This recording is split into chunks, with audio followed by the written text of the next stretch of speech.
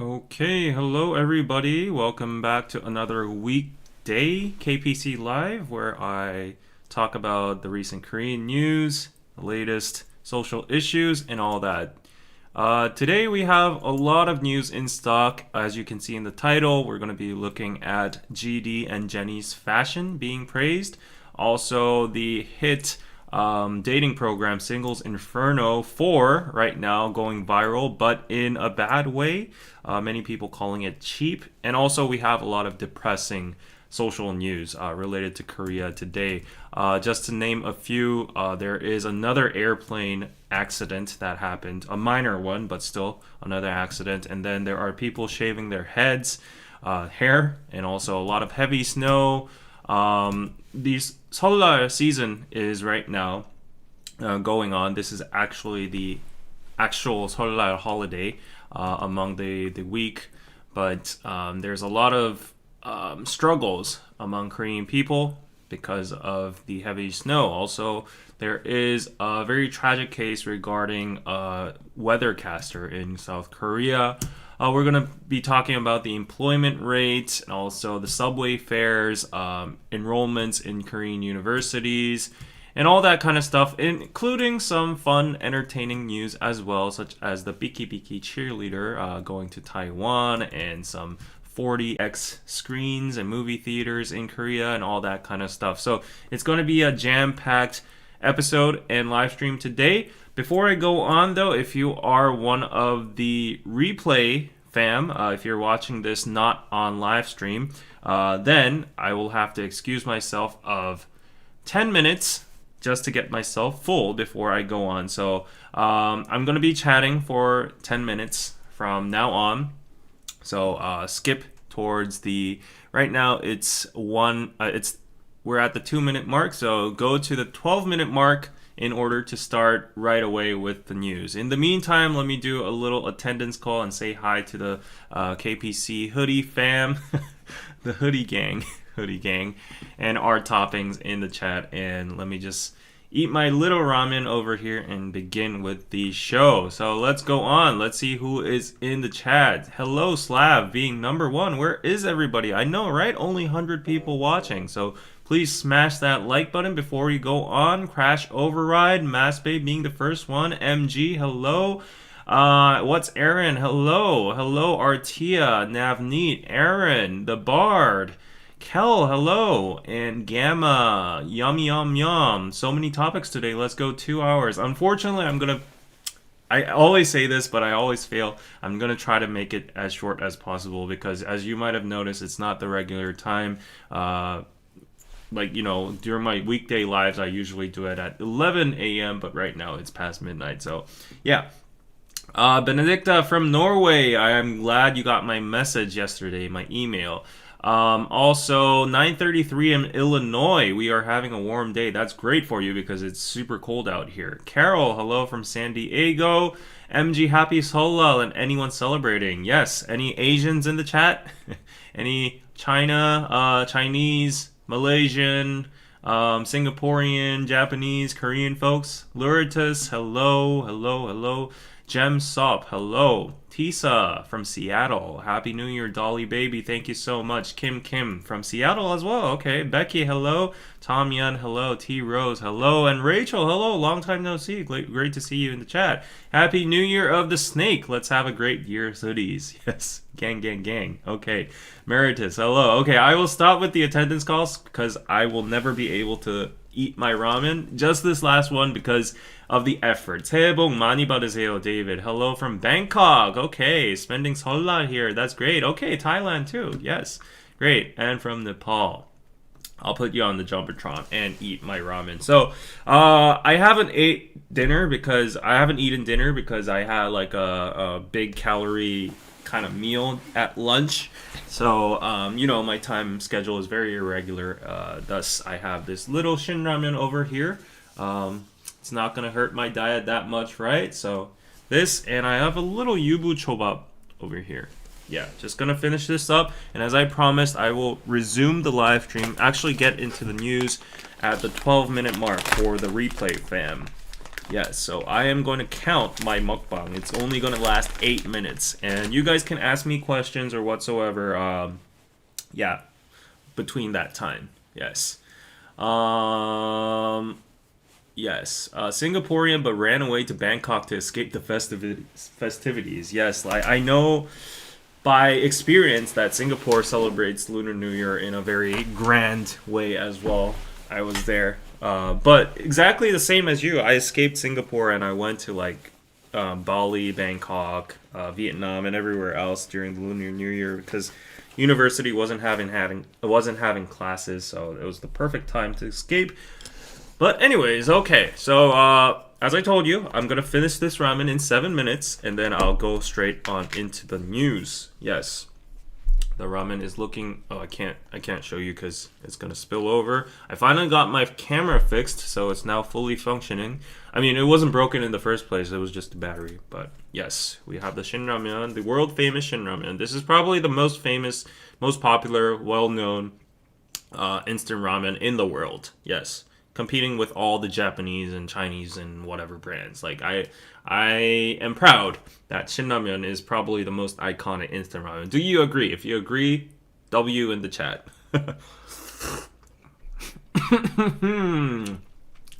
Esther, hello. Jewel, we are back. Hi, hoodies. Yes.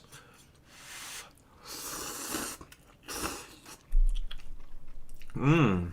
140 people watching so far. Please press that like button. And let me go dig into my yubu choba. Nothing beats some good rice, eh? Asians always have to have rice. Yes, rice is always the best. You're craving Shin Ramen now? I mean, Shin Ramen, you can get it like not only in H Mart but also just normal 7-Elevens and everywhere, right? All the convenience stores even have Shin Ramen. Yeah, I saw Shin Ramen as early as 2008. Wow, that's great. The most iconic place I had Shin Ramen is on top of a Switzerland mountain called the Jungfrau. If you go up there, it's supposed to be one of the highest mountains in the area. But yeah, if you go on top, you can smell Shin Ramen. And I was like, what's this familiar smell? There's no way I'm hallucinating or anything, but yeah, it was this. It's very expensive up there though. You have some in the pantry? That's great. Gotta show your love for Korean food, right? You got about 6 containers right now for when and at work? Wow, that's a lot.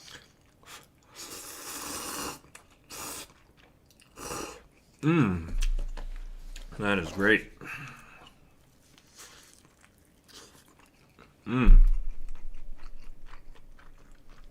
So, this I bought from CU, and oh, I already threw out the trash, but yeah, there it is. Nowadays, you know, the culinary class war chefs, they're doing a lot of collaborations with convenience stores. And this is like the school food, what do you call it, master. And she's doing a lot of collabs with CU. I've tried out every single one of them, and they're all pretty good. She has like a ramen, she has a onigiri, and all that kind of stuff, yeah.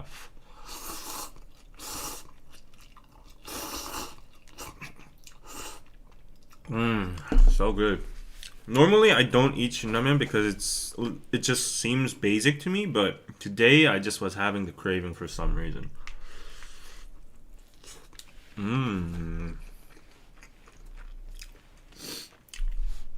The sweater is kind of nice. Another date? Do you think I only dress up for dates? It's very interesting though that you immediately notice my good clothes and bad clothes.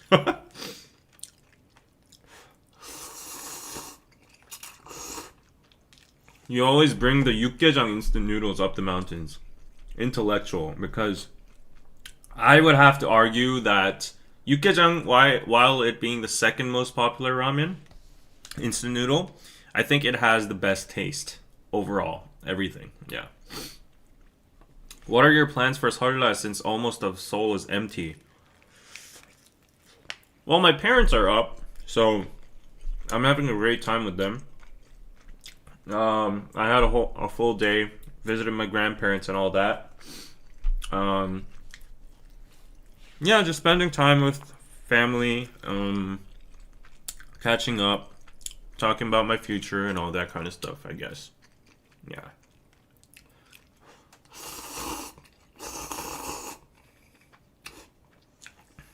Oh, yes. Was it the same convenience store clerk at the CU, your best friend? So, people who don't get this inside narrative, go watch my last live stream, the one right before this. So I was talking about the CU clerk that's very talkative, and he's just very, he loves to do small talk, and I don't like that. And I imitated him last time. The freaky thing is, though, yes, he did, of course, put into like 2 or 3 comments. Today he was specific. He didn't say anything like in specific, but his comments today were like, I said like 젓가락 주실 수 있을까요? Like could you give me some chopsticks? And he was like, oh 뭐 네 젓가락. And then he proceeded to like pull out the chopsticks, and suddenly he suddenly started speaking English. I'm not kidding. He suddenly started saying like chopstick, here are chopsticks. And I don't know why, but I was like, did he actually watch my live stream, and is he actually like kind of salty or anything? Yeah. I was surprised. I wanted to record it, but I didn't have the guts to, and I don't want to do any illegal behavior.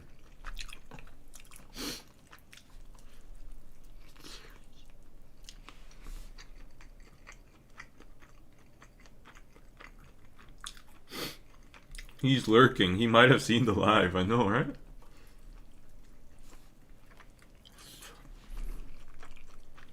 He might be very like suspicious though, because it's a very remote area, like where my studio is, and there's only one convenience store in the area. So I'm probably his regular guest that always comes at like 3 a.m. past midnight and all that, and he probably knows my face.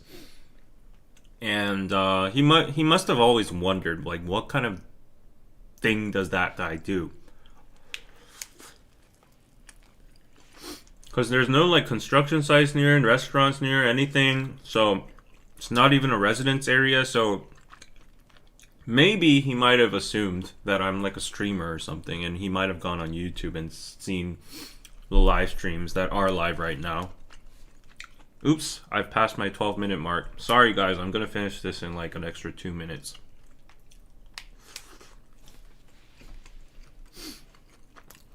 한국인 누구지? 유튜버 닮았어요. 그 얘기 많이 들어봤어요. 꽈뚜룹 씨 닮았다고.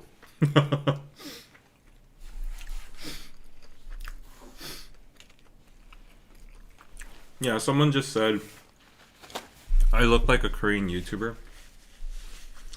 The famous people I've heard of being like similar to is the chubby version of 고경표 and YouTuber 꽈뚜루.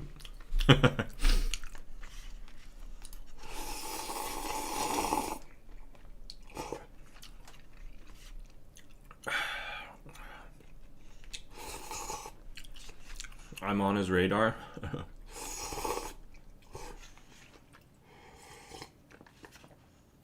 The soup is the finale of this.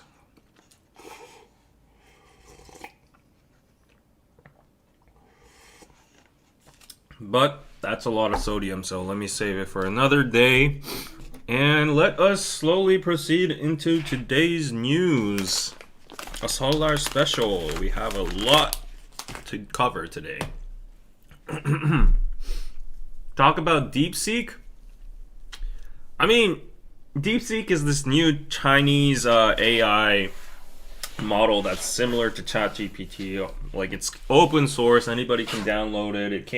It didn't even use NVIDIA chips. It's super efficient and cheap compared to ChatGPT, and that actually crashed the market yesterday. Nvidia went down like 14% or something like that, and there's like this whole AI FUD coming on. But I don't know. I've heard like a lot of reviews about it, but they say so far, it's not like such a big threat because a lot of people have firsthand, tried it out, and they say it's not that like accurate, or the data isn't really like up to date or something like that. So I haven't tried it myself, and you know how I am pro America, so I would like to I would like Stargate, SoftBank, and Oracle, and where is it? OpenAI, the three allegiance alliance to prevail. So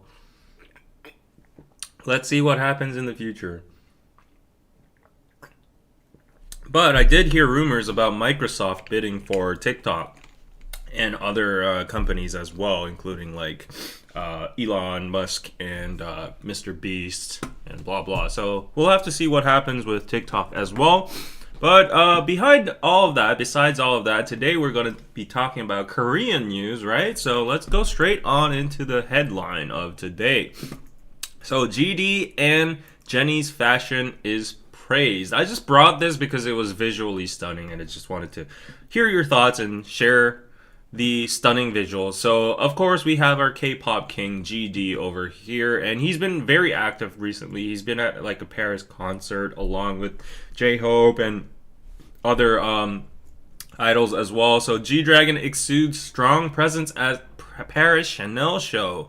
So he's always been the Chanel muse of Korea for like the official muse and ambassador. So here he is with his new green hair. It's kind of like resembles Joker with his yellow tinted glasses. He has like a ribbon collar over here. And honestly though, GD's style always looks like what my grandma wears, or like Apgujeong Cheongdam grandma wears. But the shock factor is he always pulls it off. Like nobody can actually digest that. But like here's like an HD version of his change style over here. Yeah, he looks pretty sleek. I think he has circle lenses on as well, like color lenses, green ones to match the color of his hair. And then he's got like accessory, looking very sleek. And this is probably like the Chanel flower, the symbol of Chanel over here, and pretty much a very expensive piece over here. So he's posing like that, looking fancy, looking good. Bottom to top, everything's covered with Chanel, obviously, and nice little boots over here. So, I mean, there's no question that like this style is just, very unique and amazing. Oops, there we go. So there's no doubt that this is a style like nobody can actually pull off other than him, right? So it's very unique and interesting and very avant-garde, I would say. And if you look at all the pictures over here, I just showed you a video of him posing and stuff, and this is another model in comparison how it's supposed to look. So obviously you can see like it was worn first by a female, and GD often just goes genderless in his fashion. That's why he's very famous about fashion. And he has like a little what do you call it? A petite body frame, so he fits in like women's clothes as well. That's why he can go beyond the boundaries of like gender in fashion. So he's applauded a lot for that. But like, if you look at these pictures over here, a lot of people on the internet, like actually I put on the title because my personal opinion about that is like it's praiseworthy and it's very avant-garde, and it's just very experimental, and you like a guy just to look even decent in those clothes itself means that it's like fashionista, it's iconic. However, a lot of normies like me, including myself, I'm not on that side, but like a lot of Korean people, K-netizens, were commenting slightly on the opposite side about his clothes, saying like, oh, he's kind of gone too much. His clothes get more and more granny style. So yeah, like there's a in the old days, G Dragon pulled off like, fashion that was trendy, that was like above his time, but at some point people could actually attempt to imitate it, attempt to try it out. Like, for example, the recent iconic style of him with his like bucket hat and like the shawls and stuff, like the handkerchiefs. I know that started with like American hip hop artists first.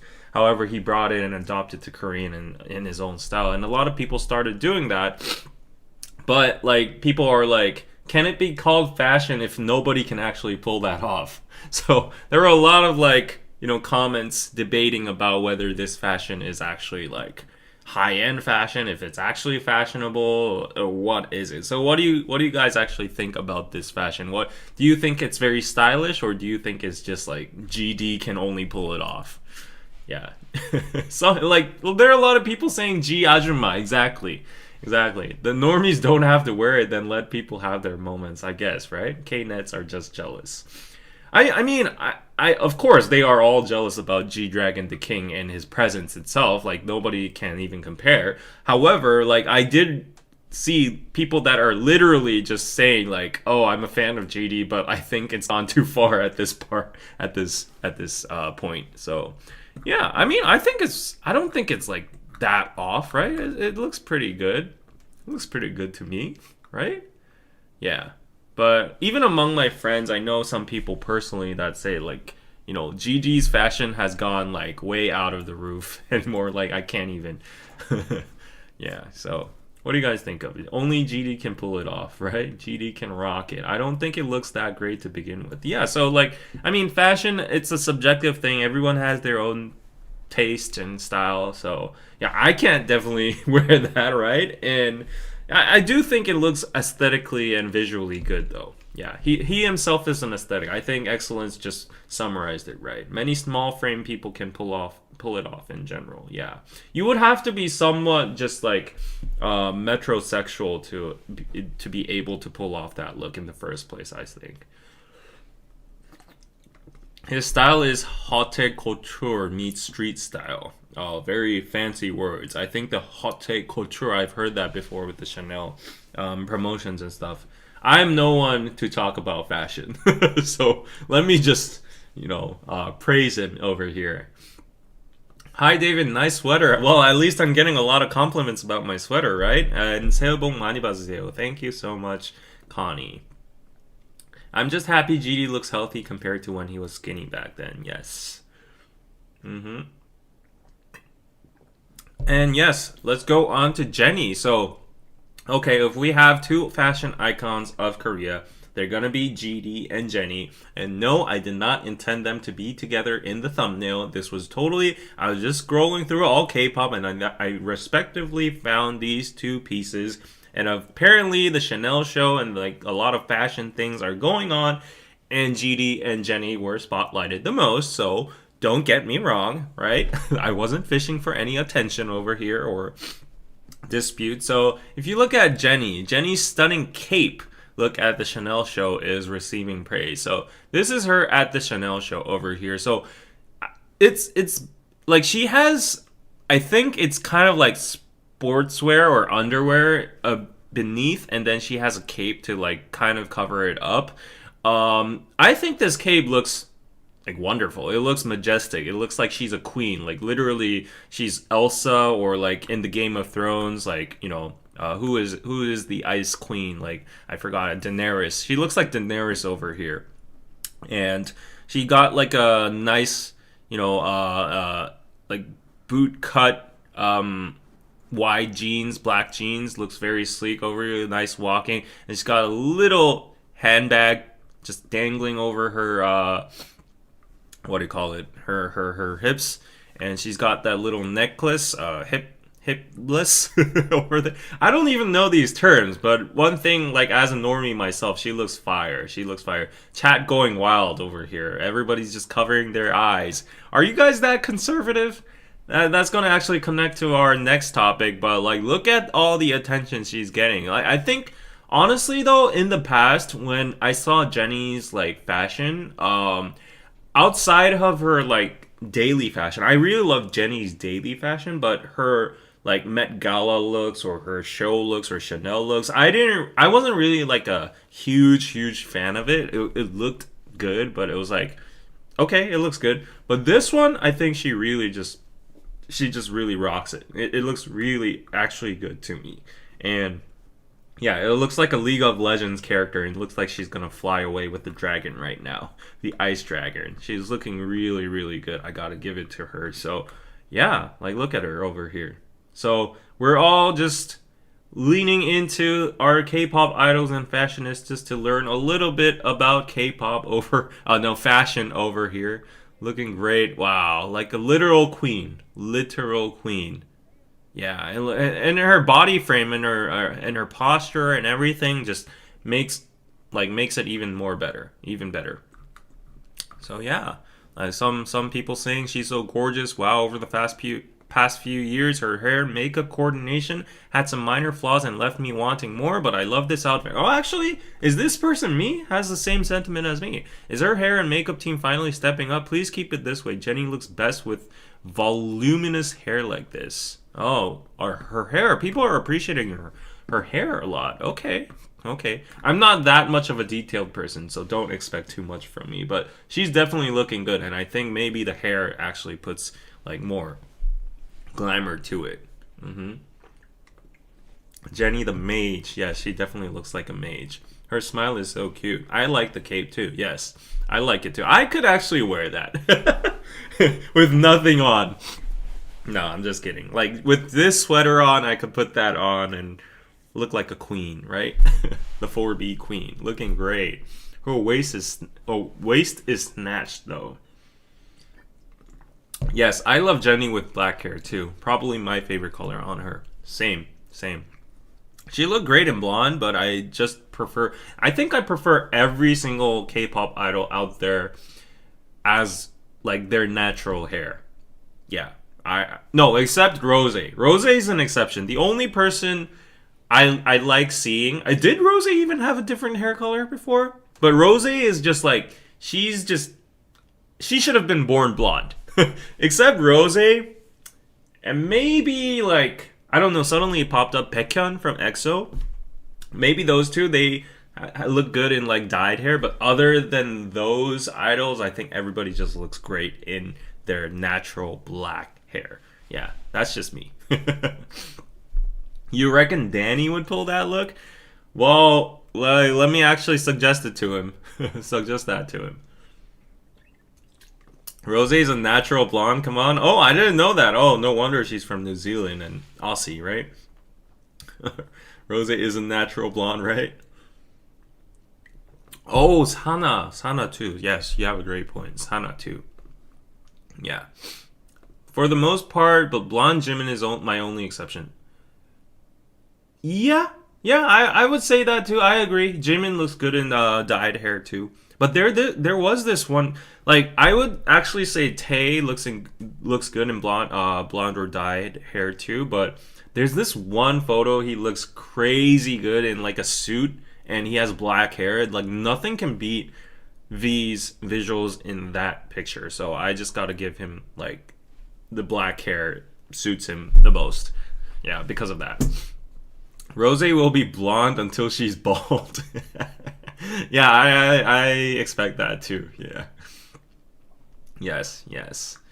Okay. So yeah, that was Jennie and GD's fashion, and someone was like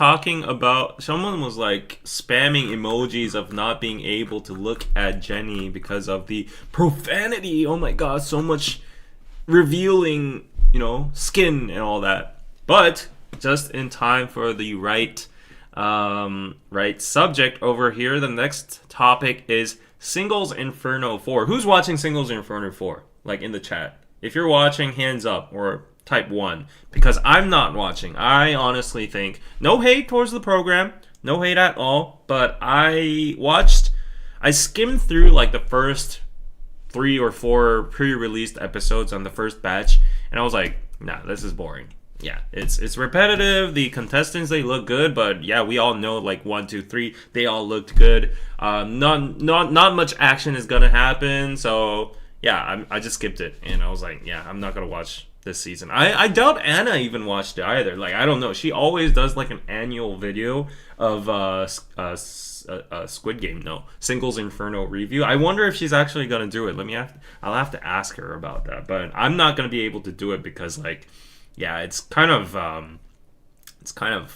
yeah, now bland for me. Yeah. So, at 2x playback, okay, I want to watch it, okay, I'm not watching, so it's basically me, Dollar Baby, not watching it, need to start, yeah, I don't think I'm gonna watch it, yeah. Anyways, so what's happening with Singles Inferno 4 right now? It's getting a lot of criticism, actually, from the K-Nets, which, disclaimer, I do not understand, but hear me out until the end, until I finish this news, so...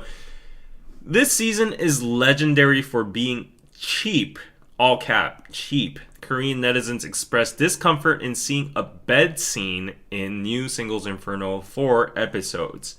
So what happened over here is Yuk Junso, the guy in the thumbnail, he's supposed to be like a UDT person, like a special force ex-military guy, and he's very good looking. He has like that Greek god hair over here, and I know that he's super popular among the international folks as well.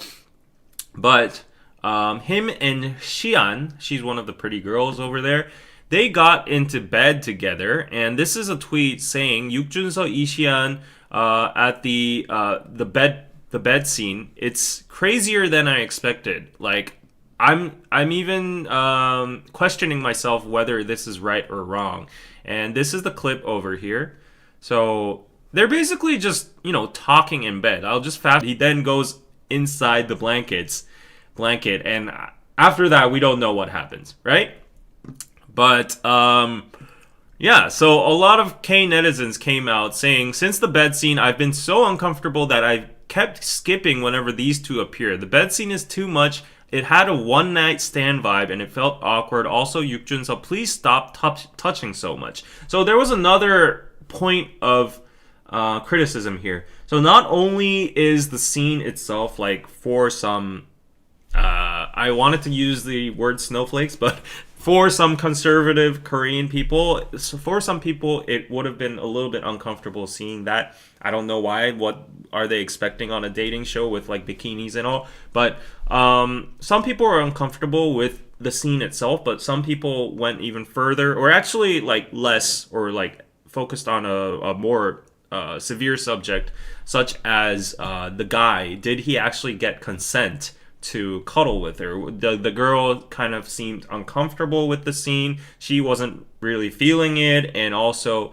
like it's a very honestly like if you just think about the action of cuddling, it's not a big deal, right? But like you got to know that this is going to be broadcasted. There's a lot of cameras on scene and on site, and if the guy decides to engage like with skinship and stuff, the girl is also gonna have her own thoughts of like, how do I like interact with, how do I engage with this, how I'm gonna like, am I gonna allow this happen, because like people are gonna call names, like assume stuff, how society works, right? So like I think as a female, she might have wanted to be a little bit on the safer side. So people were like, is he actually allowed to do this and stuff? And this was like a anomaly. It never happened before in Singles Inferno. Like there were people that slept in the same room, but they always slept on separate beds. Even if they were on the same bed, not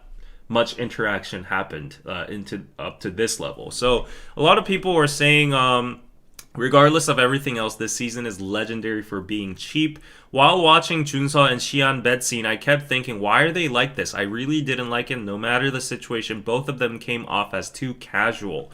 Yuk Junso is so off-putting. Even Jeongsu is getting worse as time goes on, except for Tae. Everyone's disappointed. Among the girls, Cheon seems the most harmless. But I'm amazed that Yuk Junso's flirting actually works. It doesn't make my heart flutter at all. And it's so obvious they were horny. It's gross. Oops. Just because he was told to lie down, he really went to lay down. The kiss looks so cheap. So did they actually kiss?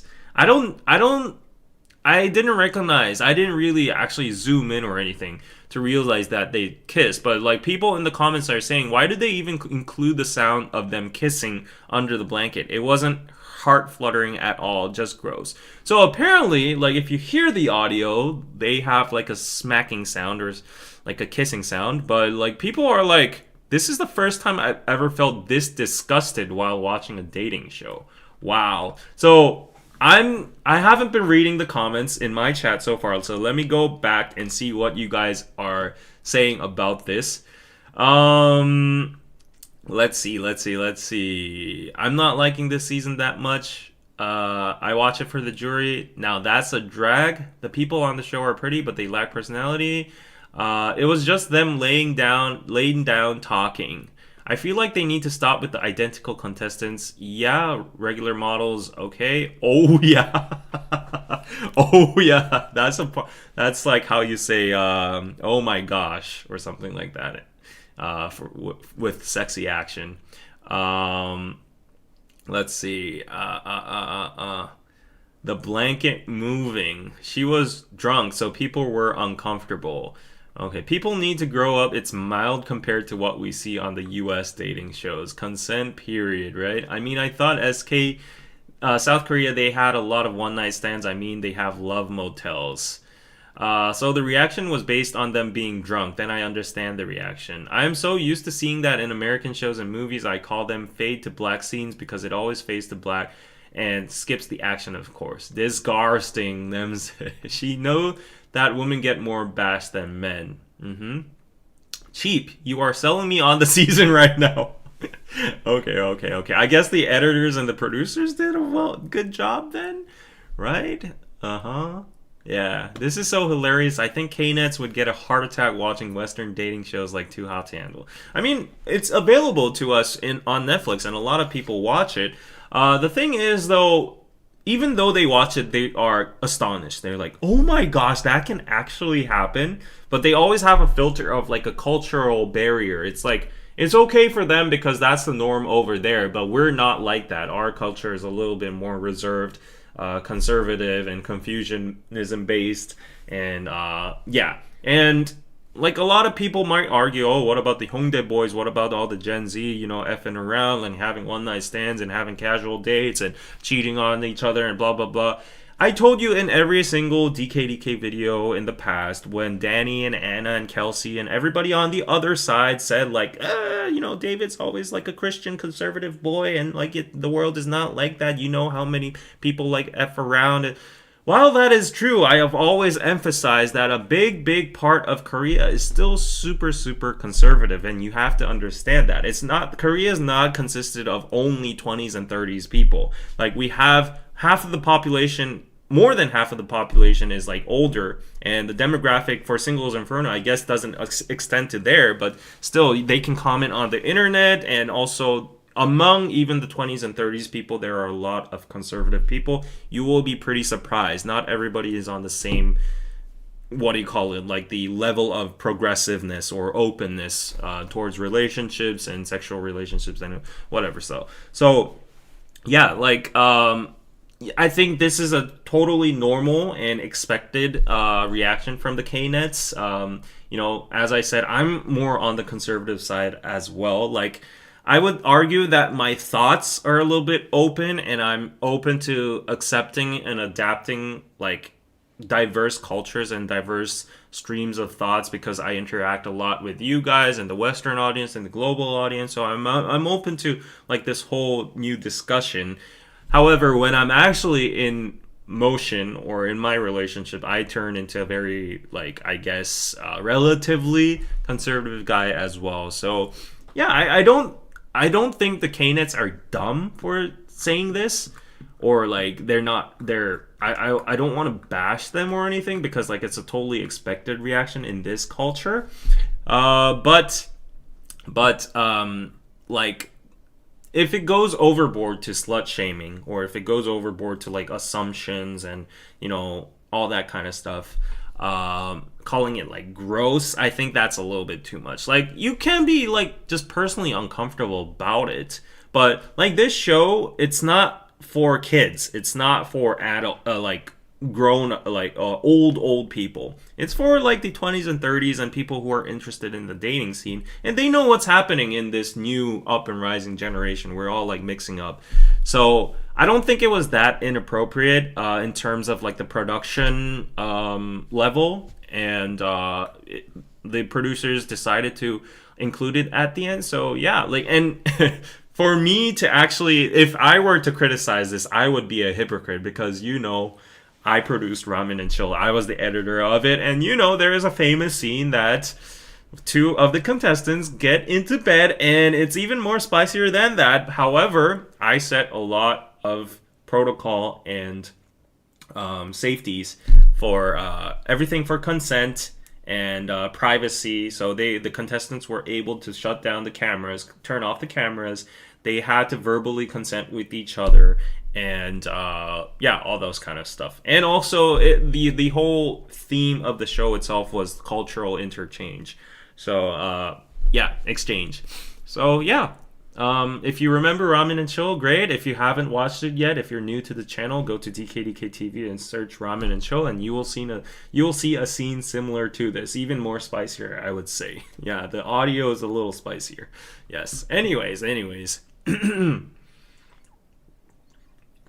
Ramen and Chill is a standard.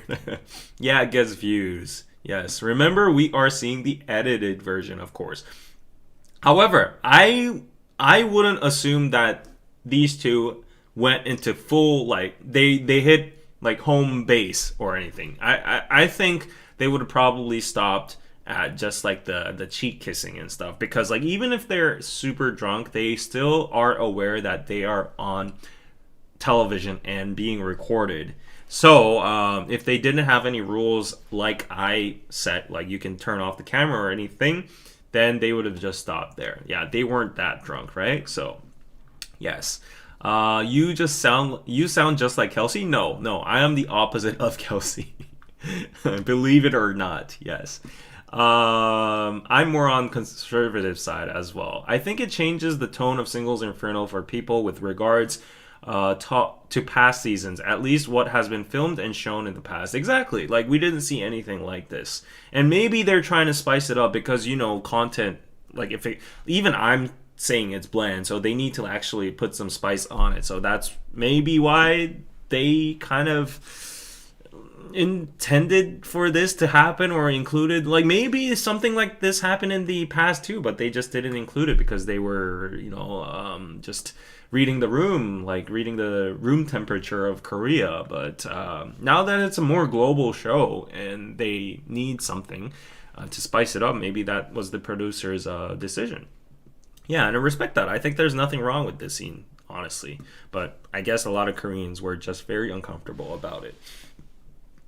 And they have the right to be uncomfortable if they are. I miss Ramen and Chill. I miss it too. I want to do like a mini series. Yeah, a low production. That scene was great, David. Thank you so much. Yes. Maybe they're trying to spice it up because they know they have a fairly large Western audience. Exactly. That's what I'm assuming too. So yeah, if you have different thoughts, if you agree with the K-Nets, feel free to leave it down in the comments after you watch this live. And so far, let's see, we have been going on for 45 minutes and 313 people watching, but only 89 likes. So please smash that like button for me, do me a favor. And you might have noticed you're not allowed to chat in the live chat today unless you are subscribed. So more of a reason for you to subscribe to the channel if you haven't yet. Put your notifications on to get this live stream notification alert so that you can join on in. And I would appreciate any kind of support in the forms of super chats or PayPals. The best way to support is in the pinned comment over there in the live chat. You can click it and it directly goes to my PayPal link. And also, it's the end of the month, so you know what's coming up ahead, right? Reaction time on Patreon. I do exclusive reactions every single month, 10 of them. So yes, go check out my Patreon. And exclusive podcast coming your way as well. And just to borrow a little bit of your time, of course, I need to give you an announcement for Piroso. So Piroso is my online store where we sell unique Korean products like these very aesthetic looking accessories, stickers, calligraphies, flowers, magnets, hoodies, and all these kind of stuff you can see over here on our Instagram account. Just go follow it. We even sell these postcards over here and like Korean traditional drawing inspired cups and mats and t-shirts and toothpaste holders and all that kind of thing, all these kind of things like bags and all that. But what I want to tell you guys today is because it's Happy Lunar New Year, Jin made a very avant-garde little montage of like our best sellers over here. We are celebrating Happy Lunar New Year with a 15% off right now. So you can get a 15% off your entire purchase from January 26th to February 3rd. You only have 3 days left. In order to redeem it, you can simply purchase or include any item from our New Year Lunar New Year collection. We have more than 20 curated pieces, and some of them only go up to $10 each. So all you have to do is visit piroso.net over here, and you will see right here on the front page the 15% off Lunar New Year event going on. You have okay, there must be a glitch over here, but only a few days left. But if you buy any of these products, any one of these products, and add more to your cart, you will get a 15% discount. Just imagine that amount of a discount. So go check it out. We have very, very cute products. These are all related to Lunar New Year in some way. Hanboks, we wear a lot of hanboks. Moons, and longevity, wishing luck, and the zodiacs. This is the year of the snake, so would recommend you buying a snake. Hanbok plates, coasters, 나전출기 diaries, and good luck bracelets, and our Piroso hoodie over here. So please do check out piroso.net. Thank you for your time. And honestly, it would be cool if you had some snake themed stuff on there, mostly because I do love snake themed stuff. Yes, as I showed you over here, I mean, we don't have like anything specific to snakes, but if you look at the zodiac coasters or any zodiac related product, if you go to snake, you can see a snake product over here. And if you go to this zodiac character notebook as well, if you go over here, if you choose snake, you can see a cute snake. Why doesn't it move? I don't know why, but there is the snake option over. Where is the snake? Yeah, this is the little snake with this little tongue hissing out. So yeah, go check it out. We have a lot of cute products. Yes. Answer Kel's Piroso question. What is it? David, is there a way to leave a review on the website without attaching a photo? I want to post a review about my Piroso hoodies as I'm really happy with them. Really? Without a photo, I have never actually looked into that, but it should be possible, right? Let's actually look right now. Actually, let me get into that. Yeah, like I am seeing this review page over here. If you go to the way bottom side of it, maybe you've tried it already, but if you go to the product section, if you click on reviews over here, it brings you all down here. And if you click over there and feedback, and I think it's possible. Yeah, next.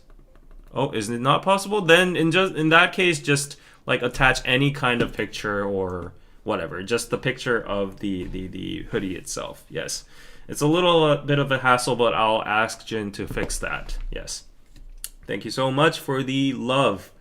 This time frame is great for Europeans. Yes, I'm showing a lot of love to the Europeans nowadays, right? And Dolly Baby, yes, thank you for the $10. Yes, bring RNC back. Back.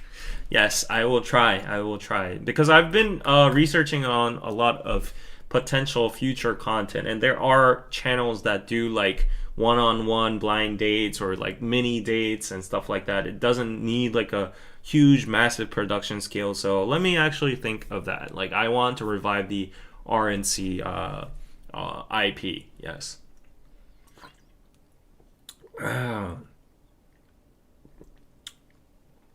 Oh, do they still sell little statues of zodiacs around New Year in Korea? I was hoping for some small, cute snake statues.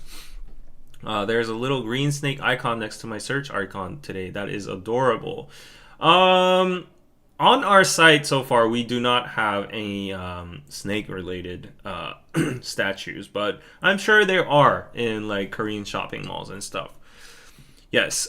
Speaking of Korea, though, we have to proceed on with today's news, and unfortunately, we are going into a little bit of a depressing territory. So, if you don't like negative energy or negative news, you might want to skip this. But it's not that serious, fortunately. But unfortunately. So, let's go on and see what's going on.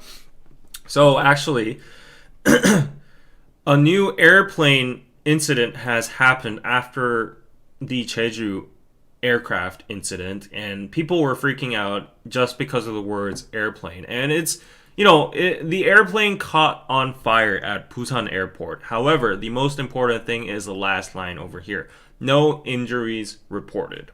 So you can see pictures over here that I think the tail part caught on fire. So I don't know what's going on about like all these airplane emergencies and incidents nowadays, but we got to always be careful, right? I think a lot of people are going to get very scared of flying.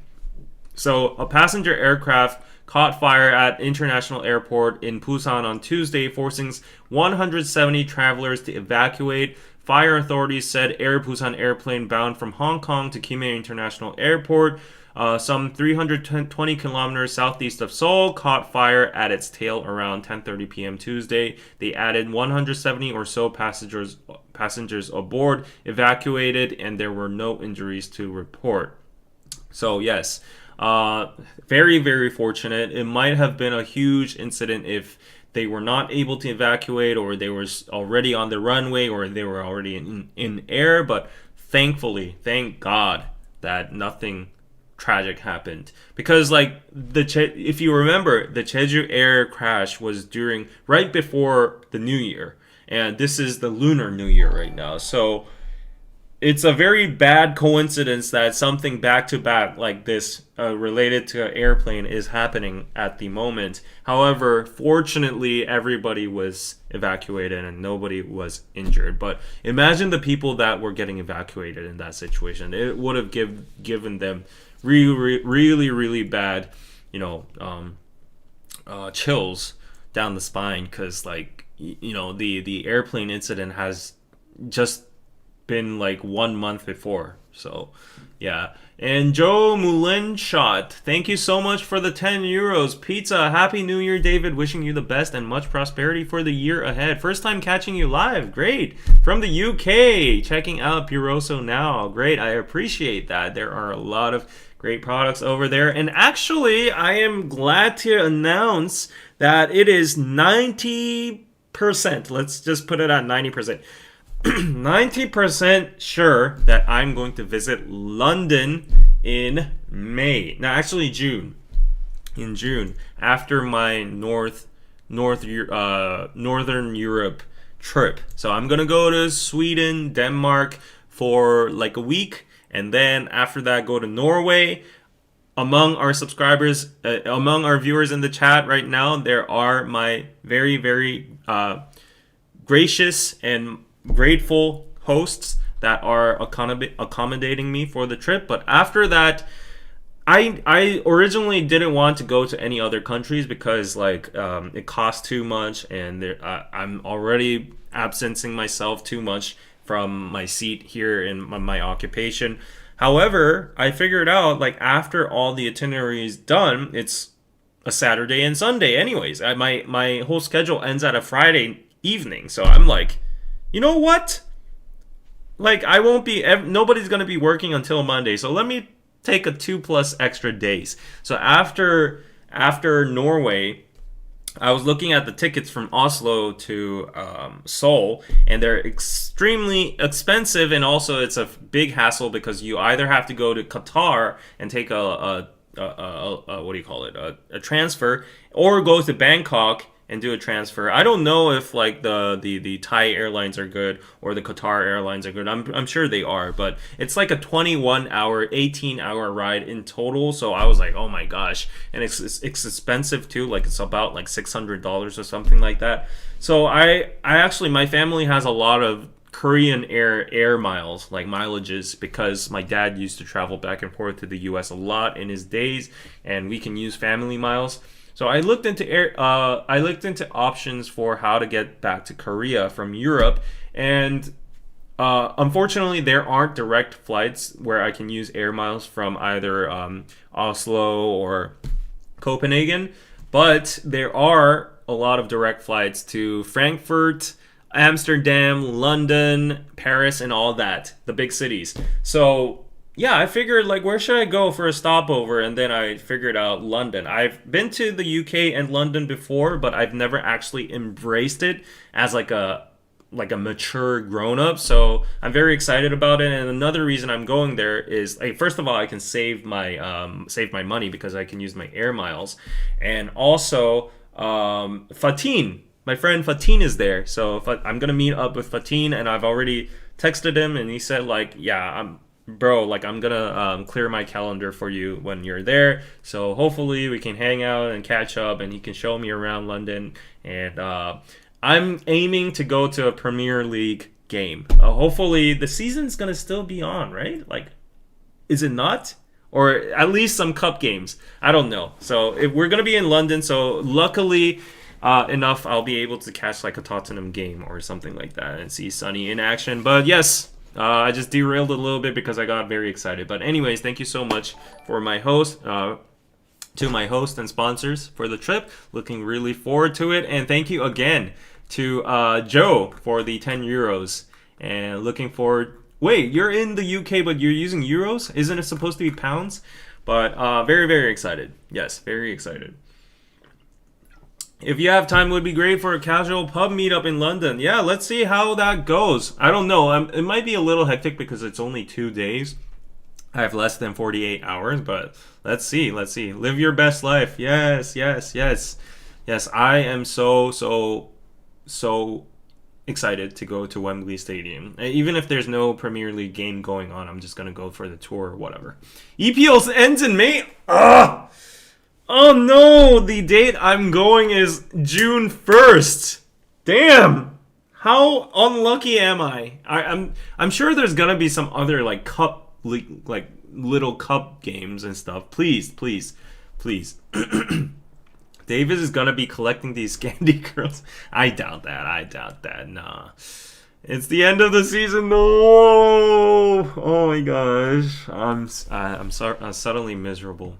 Okay, I'll just have to go to see the good old Big Ben, and London Bridge is falling down, and I don't know, just think I'm James Bond and tour the city then. Yeah, I got depressed. Anyways, yeah, go moving on to more depressing news. Yeah, I might as well shave my head too. So like while head shaving in protest in Korea, it's like I couldn't read that because that's so fast. Korea Herald, what are you doing? That's even too fast for me to read. Anyways, let's go on. At protests in South Korea, it's common to see people shave their heads. I brought this because I thought it was a culturally unique thing for you guys. So while head shaving in protest occurs in many places in Korea, it's rooted in Confucian traditions. According to old Confucian teachings, you shouldn't harm even a single strand of hair that you receive from your parents. That's why in the old days, during the Joseon dynasty and the Goryeo dynasty and everything, the three kingdoms, nobody cut off their hair because of the Confucianist teachings. Actually, before we adopted Confucianism, I don't know why we didn't cut it off. Like maybe it was just too bothersome. But anyways, according to Confucianist teachings, what you receive from your parents you should not harm, especially your body, your physical presence.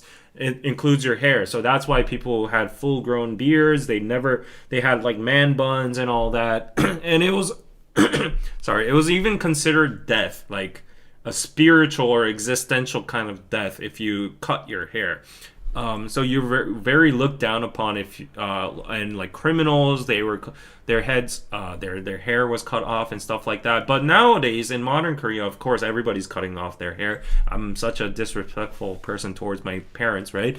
But because of that significance in modern Korea, it still holds that meaning and that impact. So a lot of people nowadays in Korea shave their heads as a strong way to express their defiance and determination towards something. So if you're these scenes we're looking at, they're like protest, political protest, and there's like most of them are like protest or what do you call them, labor unions, or they're just protesting upon against something, and in order to show their determination and willpower, they just show it physically by shaving their head. And not only does it like hold that cultural background, it's just very tough for someone to just shave their head in general, because you look kind of bad with shaved hair, right? Not a lot of people, especially Asians need their hair. I'm not kidding you. Like the only reason I'm gonna get canceled, but one of the biggest reasons Asians look good, especially males look good, is because of their hair, their flamboyant hair with their perms and their treatments and all that kind of stuff. But when one shaves their head, it just becomes very basic, and some people even see shaved hair as like a sign of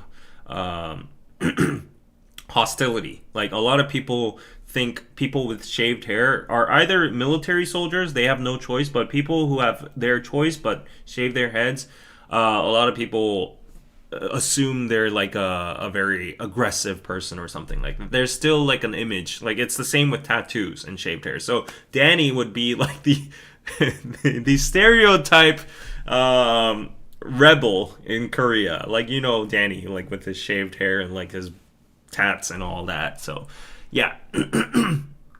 Anyways, I thought this was interesting news and just brought it to you guys. Food for thought, right? Let me just mute this for a while and clear my throat, because there's something in my throat. Sorry about that.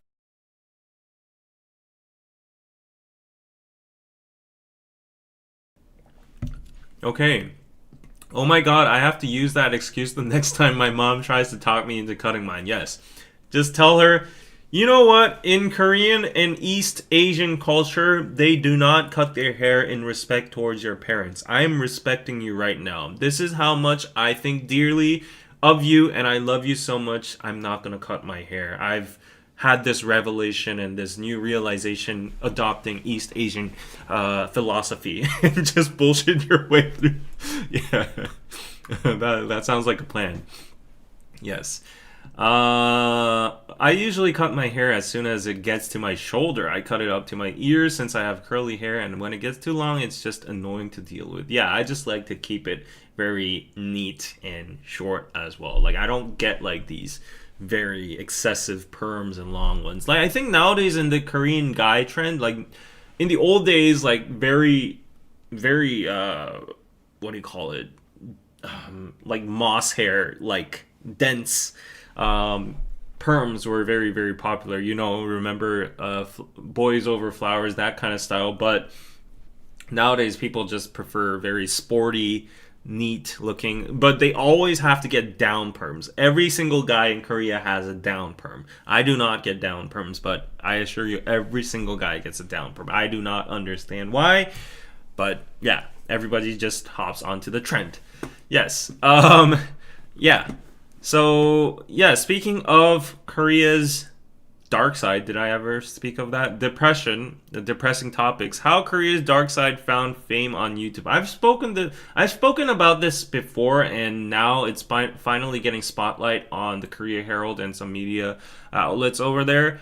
You remember when I was complaining on how everybody is complaining about Korea? Everybody is saying Korea is like this dystopian world where everybody's like a rapist and hidden camera, whatever, and like a hyper-capitalistic, money-sucking, hungry, competitive society where everyone's committing suicide and all that kind of stuff, right? That's what's happening on YouTube right now. So if you go on YouTube, just type in Korea and you'll find videos like South Korea is broken. The end of South Korea. The birth rate is plummeting because there is gender conflicts and nobody can buy houses, which is like, I mean, an ounce of it is true. But yeah, everybody's just capitulating over these topics. And it actually frustrates me a lot. Yeah, I know it should be more widespread and people should know about this in order for it to get spotlight into the political section, and like, you know, we can act upon it. But when your country is being bashed about and, like, you know, a little bit in the term, you know, shamed a little bit and seen in a negative light, when you're riding this high of the Korean wave, it's only natural to feel as like a native, you know, as an actual Korean, to feel like, oh, I just want to, you know, why are people actually making it bigger than it is? You know, and it hurts me the most whenever I see those comments saying like, I am never visiting Korea ever. Oh, I can never survive in Korea for a single day. And they're just getting misinformed by these very highly nuanced, negatively nuanced videos. And they're missing their chance to see all the glitter and glamour and all the warm and nice parts of Korea, right? Like, everybody who visits Korea usually has a very, very nice experience, but like, because of these videos, it just hinders some of those potential experiences for happening. But yes, over the past year, a flood of English language YouTube clips have garnered millions of views by diving into South Korea's dark side. These viral clips shed light on the country's intense work culture, skyrocketing house prices, yada yada yada, cutthroat education system, grip of chaebol conglomerates. They allure a paradoxical mix of glamour and grit. For many international audiences, the question is irresistible. How can a country known for its polished K-pop idols, technological innovation, and cultural exports harbor such deep challenges? Oh, French sociologist Christophe Gaudin has taught political science at Kookmin University in Seoul since 2007, says these videos soar in popularity because South Korea embodies what he calls a utopian dystopian society. Okay, that's very interesting. Utopian dystopian. So you are in Disneyland, Wonderland also, but you're also in the Matrix and Cyberpunk at the same time. Yeah. So, yeah. Well, welcome to Korea. There's only one place in the world where you can feel like that. I think if you go to Japan, though, like, I think that this feeling would be even more amplified. I feel like, you know, I have nothing against Japan. You guys all know I'm very pro-Japan. I love Japan culture and all that. I love Japanese food, anime, and all that. But whenever you go to Japan, I love Japan. It's super, super innovative and clean, and there's so much things to do, especially in Tokyo and the big cities. But if you just stay there for more than 2 weeks, or if you're just like a resident over there, and I heard a lot of stuff from my friends, they're always like, you always feel like such of a outsider or a stranger, and you can't really assimilate into society. But in those kind of terms, I feel like Korea is better, because even though Korean people have their own walls, it's extremely easy to break that barrier once you start drinking with them. So good luck if you don't know how to drink. But nowadays, I mean, that's a little bit of an exaggeration, but that's the best way, obviously. But go into like circles or like, you know, pubs or like all these kind of places, and you'll definitely find friends, and it's going to be a very welcoming society for you. I have no doubt for that. But it's just a little disappointing to see a lot of these international YouTubers just highlighting South Korea's social problems, which I understand it needs to be pointed out, but because since you see video after video after video, after this week, after that day, after this month, another South Korea video, saying that it's broken, it's doomed, it's dark, it's depressing, it's blah blah blah, and then there's the martial law, and yeah, when you see all that, it kind of gets stressful. You understand me, right? So yeah, so please, at least for this channel on KPC, I try to balance that point of view. I'm not like super patriotic, I'm not super pessimistic or anything. I try to give you the ins and outs of Korea. So subscribe if you haven't. If you stumbled upon this channel right now, if you're among the 304 4 people that are watching, please subscribe. And yeah. Okay. Every country has a good and bad. No place is utopia. Exactly. Well said, Rachel. All countries have bad problems. Yes. The yapping today. I know. I don't know why I have a motor on my my mouth today. It isn't David. I have a lot of friends who were expats in South Korea. The foreigners had to stay together because they couldn't befriend Koreans. Still love SK. Yeah, I know. That's a general sentiment as well. Even among my friends, that I have a lot of foreigner friends, they say the exact same thing, but in totally different ways. A group of them say that, oh, Korea is one of the most welcoming places ever. I have so many Korean friends. Once you guys actually friends with them, they invite you to their families. They do all that kind of stuff. And then the other side, they're like, nobody wants to be a friend with me. Everyone's so cold. They're so rude. They all think I'm foreigners. And no matter how much I try to assimilate, they always think I'm a foreigner. So it's always super divided. I still haven't yet pinpointed what the differentiation factor is. I think it's just case by case, person to person, personality to personality. Like, you're outgoing, you're extrovert, you speak the language. I think language is a very big thing. You're very proactive to join groups and, try to assimilate with the culture or have the similar mindset and such. So, yeah, but as I said, relative to Japan, which is a neighbor of us and which a lot of people compare, I think South Korea would be a little bit more welcoming towards foreigners. That's just my personal point of view. Yes. If you haven't liked this video yet, you should. Yes, thank you, Chandler, for the reminder. Become a hoodie yappers are welcome. Yes, become a hoodie yappers are all welcome. And I just got an alert. What is this alert? Let's see. Okay. Yes. So on to the next news. Right now it is freezing cold in Korea. Glad you are not here. If you are here, I feel sorry for you because it is snowy, chilly, and super cold. The streets are frozen, so beware of slippery surfaces and do not go out in slippers. A lot of Korean people actually go out in slippers, believe it or not, in this weather. But heavy snow blankets South Korea on Lunar New Year holiday, and this is actually what's going on right now. And because of this, my parents and I had to cancel our trip to my grandpa on when was it, Tuesday or something, and we had to delay it on a day after because the wind and the snow and the ice was just too much, and we didn't want to risk our lives going on the highway on a day like this. And all the KTX and the what do you call it, the rails, roads, and flights, they are all paralyzed and delayed and all that. And this is such a frustrating thing because Lunar New Year is when everybody in the country just goes to their own region, like Seoul to Busan, Seoul to Daejeon, Busan to Gangneung, Sokcho to Jeollado, or wherever, Gwangju. And you can't even catch tickets for the KTX or airplanes or anything. And there are so many scalpers. They are trying to actually price their tickets 200% more than the actual price. And imagine you bought that ticket and it gets canceled. You're not even gonna get that reimbursed, right? So yeah, it's causing a lot of stress, even among my family. It's unfortunate for us, but you know my situation about my grandma. She's not in a very good state, and my grandpa's situation has gotten worsened because emotionally he's, I guess, attached to my grandma. And you know what they say about old people: when one goes wrong, the other follows. So I think my grandpa has getting weaker and weaker by the day. He's gotten some kind of he's got pneumonia. He caught pneumonia the last month, and that's a very bad signal for old folks.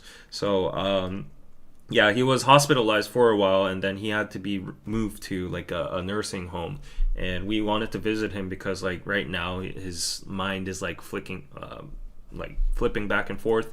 So my mom and dad determined not a lot of time might be left. So it was actually a very time sensitive matter for us. But the snow actually prevented us from visiting him a day, but like we at the end said, like, let's think on the bright side.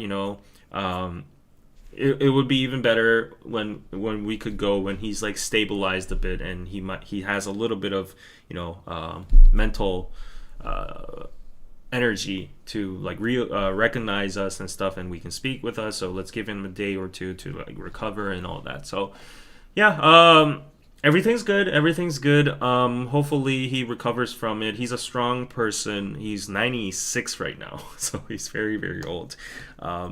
But he was a vet in the Korean War, and he survived bullets and the Chinese and the North Koreans and the Japanese colonial rule, and he's fed like his 5 siblings. He was the oldest of all, just by making farm produce and all that. So he's a strong person. I believe he's going to recover from this. And yeah, let me not linger too much on this because I got emotional today with my parents. But speaking of 설날, thank you everybody for the warm wishes and prayers. Thank you so much.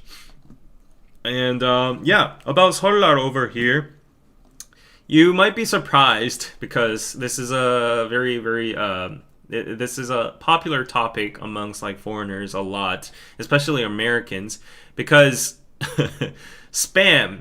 Like, I want to ask you guys, how often do you actually eat spam? Like in a time frame of a year, how often do you eat spam? I like, for Americans or Europeans or whatever, everybody who knows spam, right? Like, tell me how often you eat spam. Because for me, I eat spam every other week. Like, Koreans love spam, but I've heard it's kind of like a post-apocalyptic kind of food in the States, even for the Americans. Never, zero. I grew up with spam, but I don't eat it anymore too often. Never, right? So, like, a lot of people, I thought it was a joke when people saying it was like bunker food and post-apocalyptic food and stuff. About once a month. I never had spam. What? Try once, that's it. Never. Twice at max. Maybe once a year. That is crazy. When I eat budae-jjigae, yes. Nope. Wow. Seeing everybody in the chat saying never. When I was young, I have never eaten spam, I don't think. This is crazy because if I'm not wrong, spam is from the US, probably. And Koreans just love spam. I don't know what it is, but I think it just goes back to like the war eras, and that's where budae-jjigae came from. Like, they threw cans of spam and their leftovers, beans and all that, and ramen packages, and we mixed that all up, and that's why it's called army stew. Like, the US military would just throw them off the trucks to, like, we were very poor back then, and children would like just follow the trucks and gather all the spam and put them all into like gochujang soup, and that's the origin of budae-jjigae. And until this day, I think it passes on, and we just like spam. And my grandma loves spam, my mom loves spam. We always have spam at our house, and it's just very handy whenever we want like some kind of meat substance. But I know there's a lot of like, what do you call it, preservatives in there, and it's not very good. It's like one of the worst thing in the world you can eat. But yes, it's just very interesting. Thanks for the spam. The curious case of Korea's holiday hampers. Spam, canned tuna, and cooking oil. This isn't someone's grocery shopping list, but a collection of items that Koreans often gift each other during the country's 2 major holidays, Lunar New Year and Chuseok. So, what would happen if... Oh no. Jomsun is... she has like a breathing problem right now. She's like kind of inhaling, exhaling, but yeah, she's okay. You might have noticed my dog's there. But what would happen if you gifted a box of spam during Thanksgiving to your neighbor or your relatives? What would be the reaction if you gifted a huge box of spam like this, like 9 cans of spam on Thanksgiving to your New Year's, to your family? What would happen? Spam, canned tuna, and cooking oil. This isn't someone's... Yeah, okay. So, Choi Eun-hye, a woman in her 40s, was one of the people pursuing a display of Lunar New Year gift sets ahead of holidays. I'm considering buying one of the assorted gift sets. It has spam and various seasonings all in one, and I think it's a safe choice. She thinks it's a safe choice. Choi Eun-hye in her 40s thinks it's a safe choice. And Korea's holiday gift gifting tradition dates back to the Joseon dynasty when the king would give calendars to his subjects for the new year. Oh, interesting.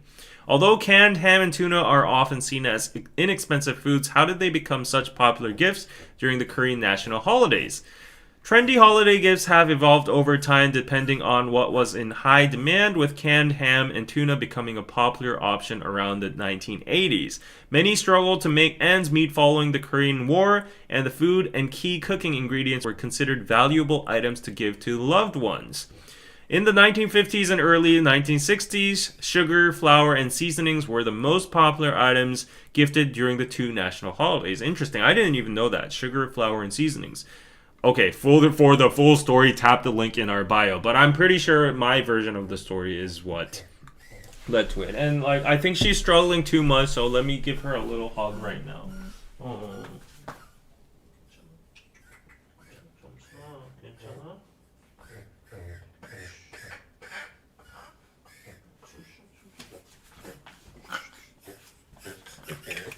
Oh, she was sleeping, and then she suddenly has this like choking problem. She does this sometimes. There's no actual like remedy or cure to it, but she was kind of born with her lungs being a little weaker. But I normally just kind of like soothe her like this, and she calms down in a bit. So hope she calms down. Yeah, let me soothe her for a bit. Poor girl. Yeah, she doesn't have like asthma or anything, but she just has very like weak respiratory systems. That's what my dad said. She's just very weak in general. Yeah. Yeah. She was almost dead when she almost died during birth, but my dad actually like saved her with like, oh, did you throw up?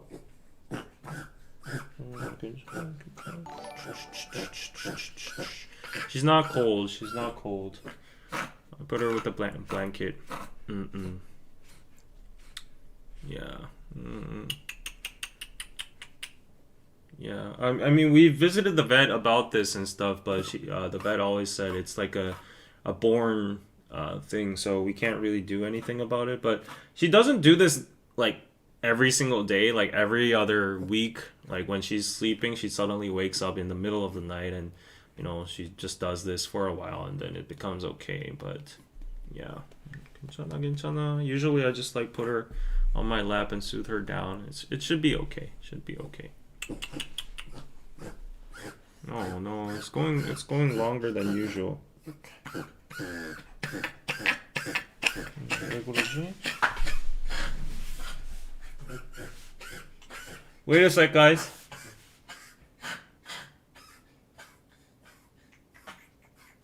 물 마셔볼래? Give her some water.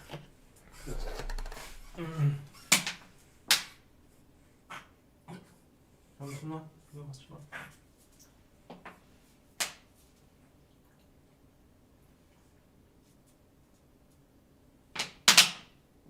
더 마셔.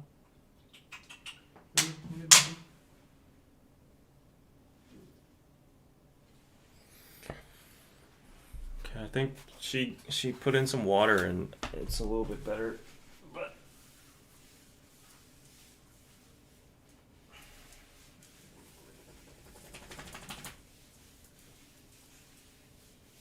괜찮아졌어?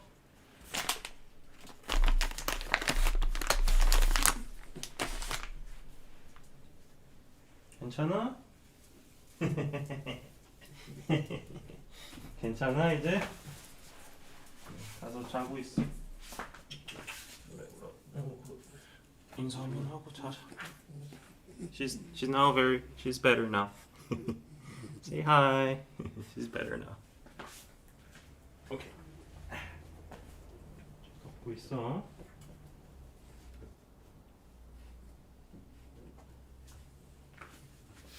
Okay. Sorry about that interruptance. Yeah, she's okay now. As you can see, she's not like hyperventilating or anything. Oh no.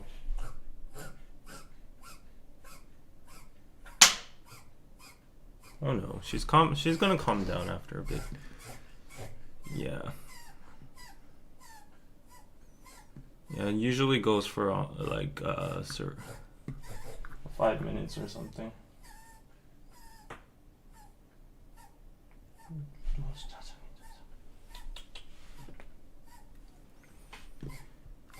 No, it's not serious, guys. Like, I know how it seems, but it's not serious. Yeah, it's usually like that. Okay, okay. Yeah, she's gonna go to sleep and it's gonna be fine. But it's just very hard for me as like a like just to leave her that way. Wait a sec.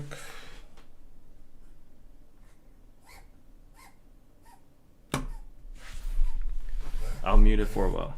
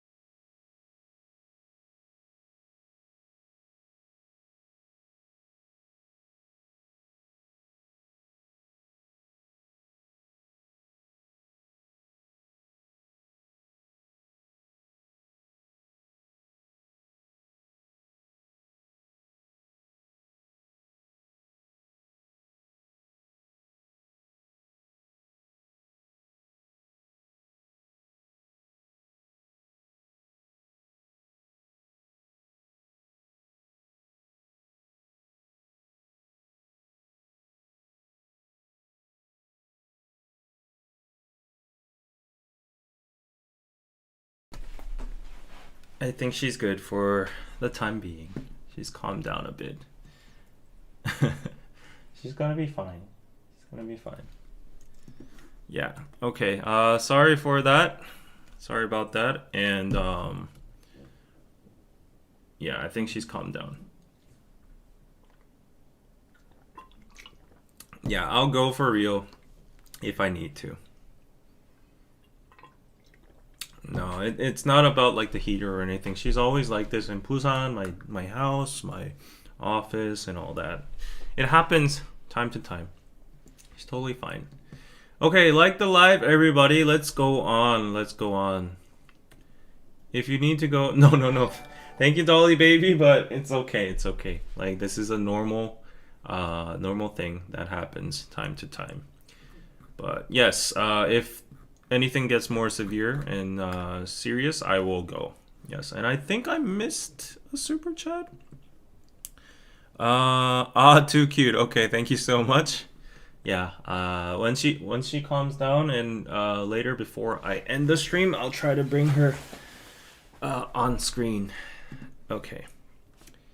Okay. We got some more news to cover, and right now we are at an hour and 30 mark, so let's try to skim through the remaining news. But before we go on, I gotta do what I gotta do, right? So, if you see over here, this is the official sponsor of our KPC Lives, Sue House Official. It's our all-in-one community for international friends in Korea. Connect, play, learn in Korea. Go check it out on their Instagram account, SueHouse_official over here.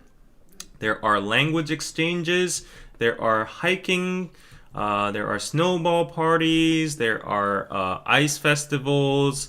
There are winter kimchi parties, going to ski resorts all together, all these kind of things. And you can purchase Korean books and textbooks and notes and Korean novels as well on their website. All you have to do is go to their Instagram over here and click on this link that will lead you to the App Store and Google Play links, and you can get a glimpse of what it looks like on their interface over here.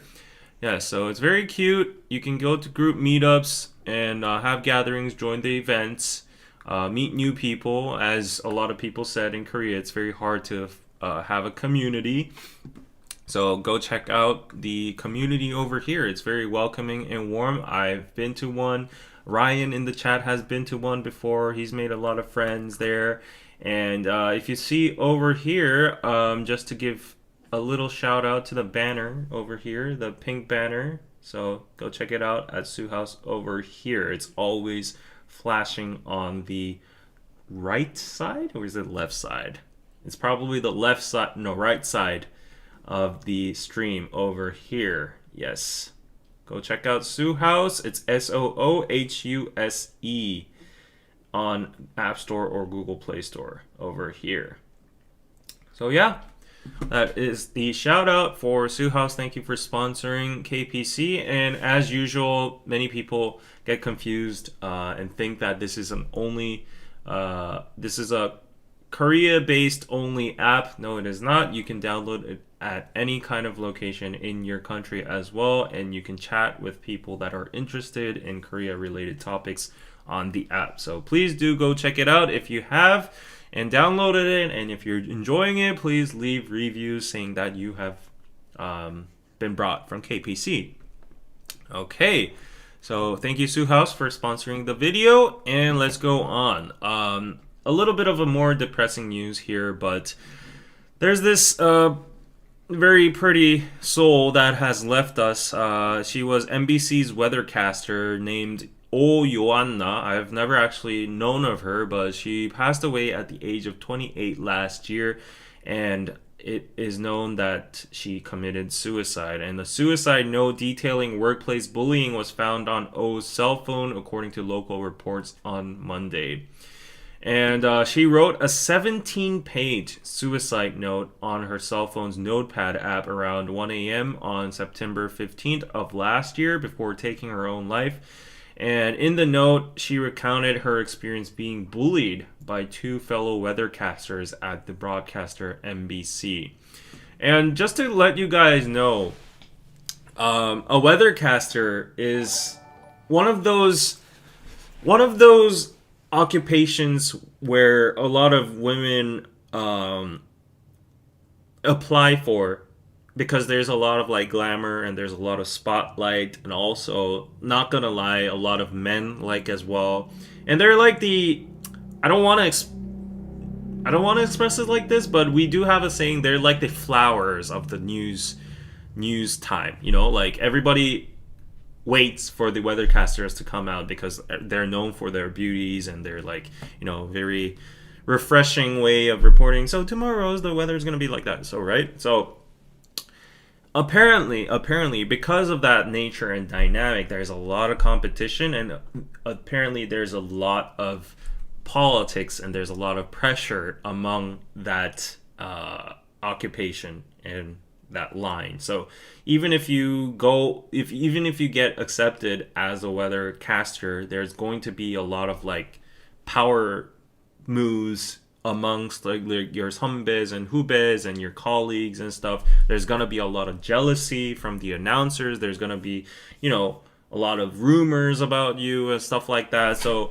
yeah, they don't really have it that easy. It's not like they get paid that much either too. So yeah, for her case, it's very tragic because she was bullied, and she was hired at NBC in 2021, and she has been subject to bullying since March of the following year, and colleagues blamed her for making false reports and called her back to the company after work or prevented her from leaving the office altogether. So it's typical workplace bullying, and you would assume like there were some good reasons for it. And I mean, we don't know the insides of it, but if it's like a 17-page suicide note, there must have been a lot of details. And yeah, it's just very, very typical and very toxic workplace bullying, and that's why this is getting reported right now. The journalists and the police have probably determined that she indeed faced a lot of that kind of misfortune. So, in addition, local media reported that a large number of KakaoTalk messages see more evidence, and audio files from colleagues pinpointing O's lack of skills have been discovered. So they were shitting on her, saying like she's not skillful, she was bad at her job, blah blah blah, on KakaoTalk and audio files. And when she was on the episode of the talk show You Quiz on the Block, it's a pretty famous show, in 2022, another weathercaster criticized her for it, and this is probably what you call jealousy.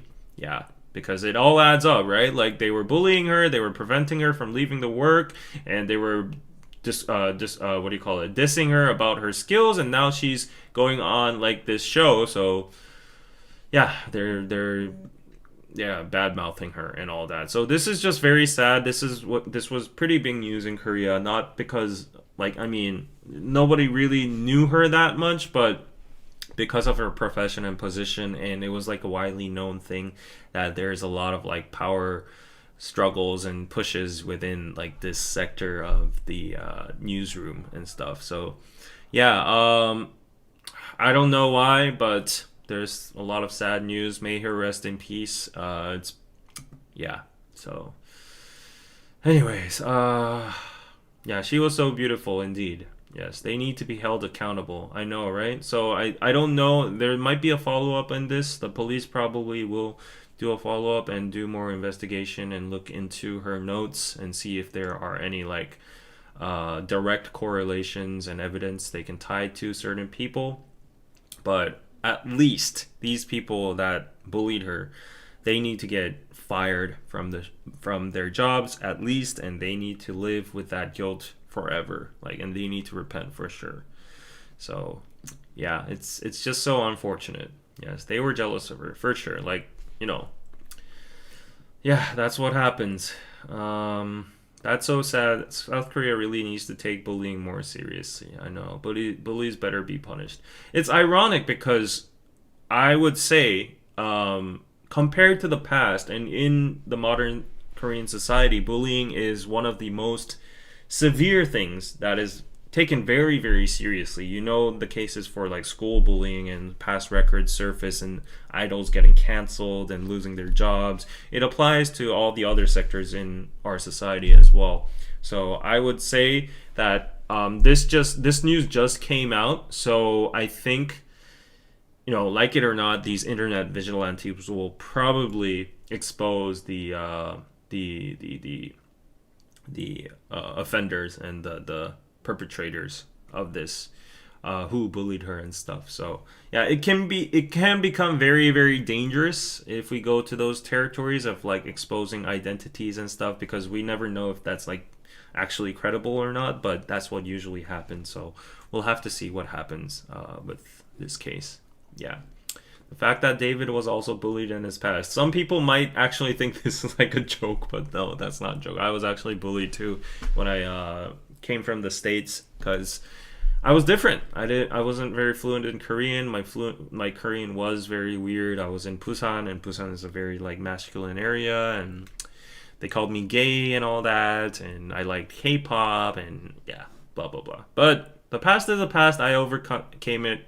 But unfortunately, for a lot of bullied victims, they do not overcome it forever, and they just hold on that scar until they become grown-ups, and their potential of becoming such a bigger person gets like restricted because of like the experience of being bullied and the trauma, and them like, you know, thinking they're a loser, and you know, all that. So bullying is a very very severe problem. Like, some might just brush it off saying like, oh, school kids being school kids, they can fight and quarrel and all that, but you know, you really need to look into like systemic bullying before you just ruin someone's future, and it results in like tragic and very very irreversible tragedies like that as well. So yeah, very very evil and wicked people indeed.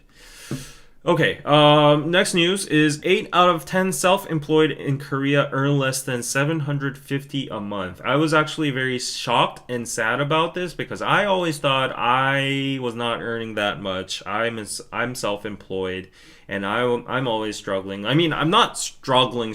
I get food on the table. I have a heater. I have a studio. I have a house. I have a nice, loving family.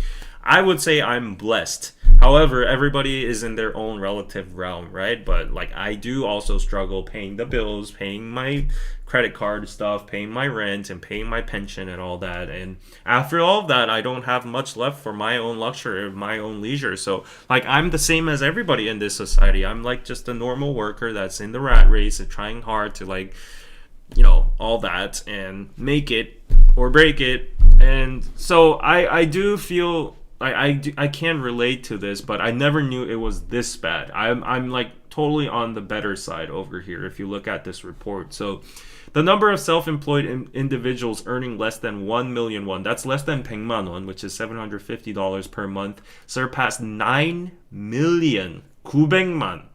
That's crazy, because the total population of Korea is 48 million or something like that.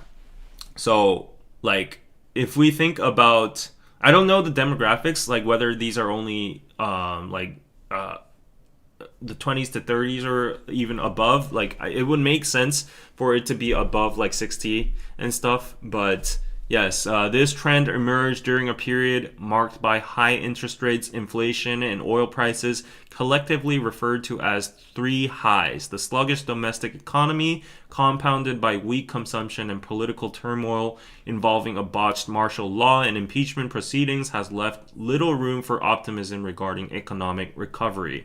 According to the data submitted by the National Tax Service, the number of self-employed individuals earning under 1 million won, which is $750 per month in 2023, reached 9.22 million, a 7.1% increase from the previous year.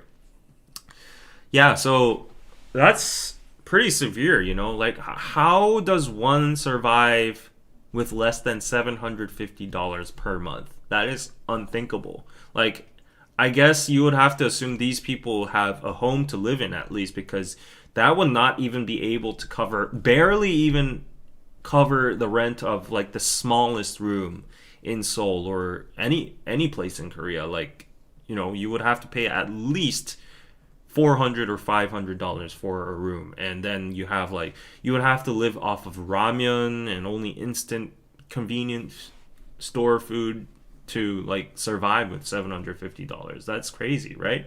750 USD, yes. How did they survive, right? I mean, I guess we have no tips, we have low living cost compared to the US, but still, that's That's way too low. Like 1,000,001. My credit card bills far exceed that. Like if I calculate my monthly expenses only for food, it goes around like $250. I spend like $250 per month for food only. And then there's like gas bills, electricity bills, rent, and all that kind of stuff.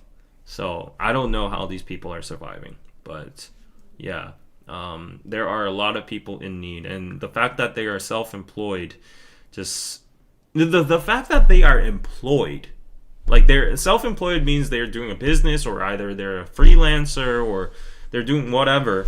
They do have a source of income, but that's just not enough to make the cut, right? So it's pretty sad. Yes, there are a lot of people in need. If they're living with someone, it should be just barely manageable. Exactly. If they're living with their parents, if they're living with their friends or roommates, or if they're a married couple and they're earning 750 each, then maybe they might be able to survive. They could go to Costco and buy in bulk and like do everything at home, never go outside, never go to the movies, never do anything, and you would barely be able to survive with that amount. But it's just crazy. Just think about 8 out of 10 self-employed people. So that makes me the top 20% of those self-employed people. I'm super, super, super blessed. And I'm very, very thankful to you guys. I can never stop emphasizing that. I'm super, super grateful for all your support and loving my channel and all that. So, yes. And Shinji, welcome, KPC fam. If rent is around 800, 900, and I had a roommate or lived with my parents, I could do it, although I wouldn't want to. Yeah. I think I got, like, when I was in college, I got an allowance of 15만 원 per 2 weeks. So that's like ballpark $120 for 2 weeks when I was in college, but that would equate to me getting like nearly $400, like $300 to $400 per month just as allowance money from my parents when I was in college. And then on top of it, I would do like Arbeit, like part-time jobs. I used to work at CGV. But yeah, even then I could barely survive. I could barely scrape my money and buy like little meals for my girlfriend back then. And I would always dine at like my student cafeteria. They're always like $2, $3 meals. Yeah, and it was even hard back then. That was 2011 to 2015, and it was even hard to survive with $300, $400 as a university student. I don't know how these people are surviving with only $750 after 10 years as a whole adult in this society. It's truly, truly unbelievable, and it's a huge problem. Yeah, huge problem. Unfortunately, a lot of people are in the same similar situation in the U.S. Yeah, I would assume, yeah, everywhere around the world, and I would think we're lucky because Korea at least has a lot of great infrastructure and a lot of governmental. I wouldn't say it's sufficient enough, but if you actually look enough, then there are like government support and people can help you, and there are a lot of organizations. But people really do have it hard. This is just very, very mind-blowing. This is crazy. 8 out of 10 earning less than $750 a month. The puffer is back because I sacrificed the heater to my dog for what it's worth. Okay, and in the midst of all of this, this is stressful for me. Subway fares are to increase by 151 to 1,551 in the capital area. That's like, it's like it's like a 10-cent increase, but this is already too much for me, in my opinion. Like, I do not drive around that much. The only time I drive is during tennis or for like dates outside of Seoul. Like, I never drive inside Seoul because like it's a hassle and the traffic is crazy, the parking lots are crazy. So yeah, I always take the subway. The subway is always the best option if you're traveling Seoul. If you, even as like a foreigner or a traveler, Buses also get affected by traffic jams, so I would always suggest the subway. But 1,551 would be approximately, I would say, oh my god, that's too tricky. But oh, actually, the Korean won is pegged to the dollar right now at 1,470 something won. So that would be like $1.2 or something like that. And you might think that's like, oh, that's good. That's okay. But for me, like a person living in Korea in Seoul with this living cost, $1.2 per subway ride seems like a lot. It seems like a lot. And I know I'm being a little bit, ungrateful maybe because like we have the best public subway system in the world. The transit system is amazing. So for places like Japan or other countries, from what I know, there are private companies that own separate lines of the subway or the underground or whatever. And because those private companies are independent, you can't transit from this line to that line without paying a surplus fee. But in Korea, most of the places have like a pact. The Seoul city government or the city government has made like a agreement among those the metro the companies, and you just have to pay like a 10 cents or 20 more cents if you're transferring to another private company. If it's among the Seoul metropolitan system, then it's like free, even among buses as well. So I guess I'm very lucky and grateful, but at the same time, just seeing the fees going up every single year by 10 cents, and now it used to be like 70 cents or something. Now we're at like 1.2, almost double. I guess that's inflation, and the subway metro is like at huge deficit right now. There are a lot of talks from young people saying that we should stop giving free subway tickets to elderly people, because if you're above 60, you are allowed to be on the subway for free for no matter what, like unlimited amounts of like subway transportation. And I think that is needed in our society just to like vitalize, and promote elderly people going to places and having a nice life in their retired seasons and stuff.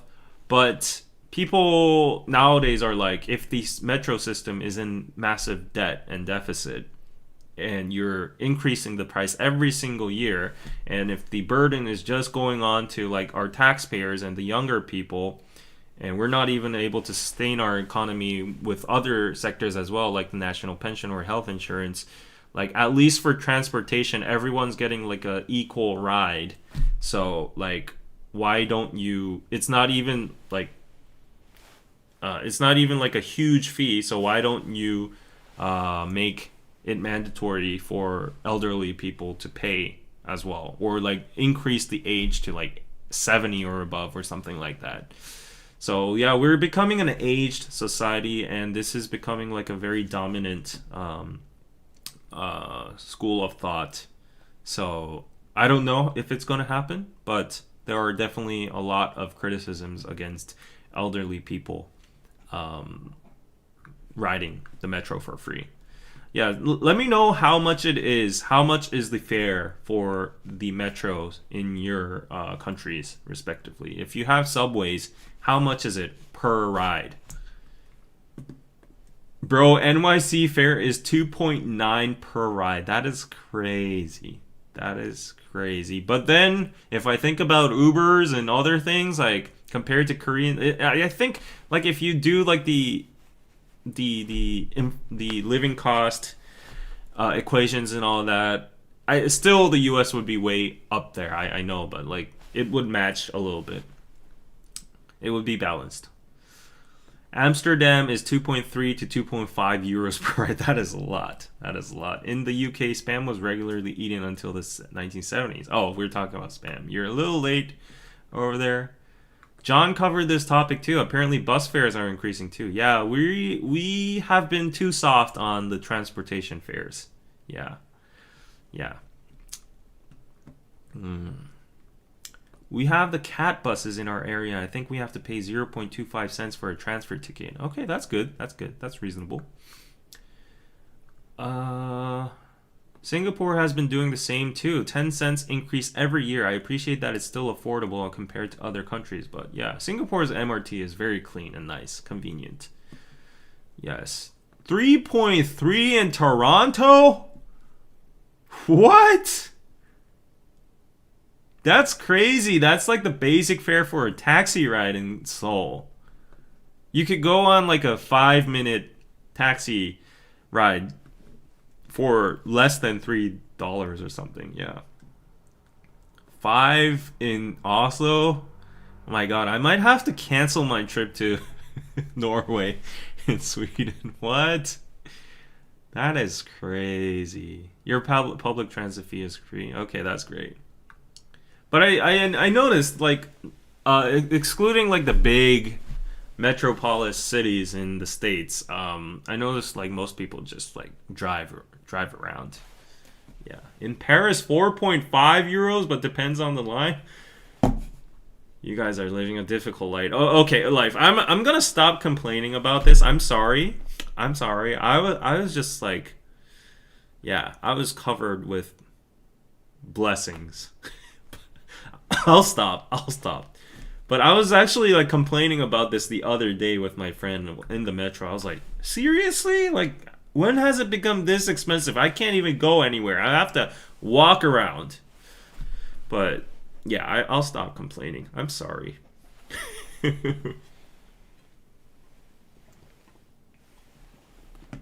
DC Metro staying suburbs to downtown 5 to 6 one way. Oh my gosh.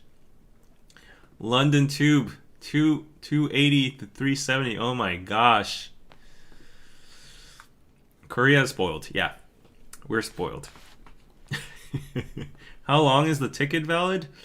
I'm not like sure about it, but like we are usually like ticketless. I'm pretty sure everywhere is ticketless nowadays, but if you just beep it, it probably has like a calculation of like what line you're going on and how much it takes to go to the furthest station of that line, and it probably calculates that. If you don't beep out, then it automatically charges you extra for the amount of like time or distance you like traveled. Yeah, so you absolutely always have to beep it before you're transiting onto buses or anything. Yeah. But it's hard not to be because like they always have those gates and nobody jumps over them and stuff like New York. Okay. And I'm hearing a very weird whirring sound somewhere. Suddenly from my computer. It's not my dog. That's weird. Is it gonna explode or something? I've never heard anything like this from my computer before. But hopefully it gets silent. Anyways, we're going on. Okay, we have a few more news left. Oh, I thought this is going to be a short live, but I prepared too much for you guys. This is how much I love you. Shireen, I missed your super chat, but thank you for the 20. Thank you so much. Pizza, I have to go now, so I'll watch the rest later. Hope doggy feels better soon. Happy New Year. Thank you so much, Shireen, for the support. You just bought me 10 rides in the UK. And 20 rides in Seoul. Okay, so declining enrollments force Korean universities to fight for survival. I mean, this is not news because, like, you know, the low birth rate, the population is declining in general, and people aren't just going to college, you know. This is really worrying me, the computer's whirring sound. I'm sorry, but it's just so loud right now. But yeah, Korean universities are increasingly pursuing mergers and introducing vocational programs to address the growing crisis of the country's low birth rate and declining enrollment, two key issues that are putting additional financial pressure on these educational institutions. Experts agree that these changes are inevitable, but concerns are rising that the restructuring could undermine diversity and competitiveness in higher education. They caution that shifting the focus to universities as a job training center might limit the range of academic disciplines and weaken the overall educational environment. I mean, to be honest,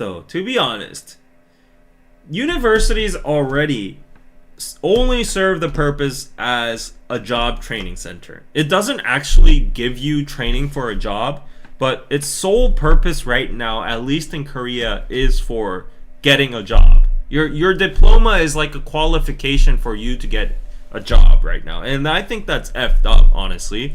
Like, I guess, like, if you're into sciences and engineering, or liberal arts, it doesn't really apply.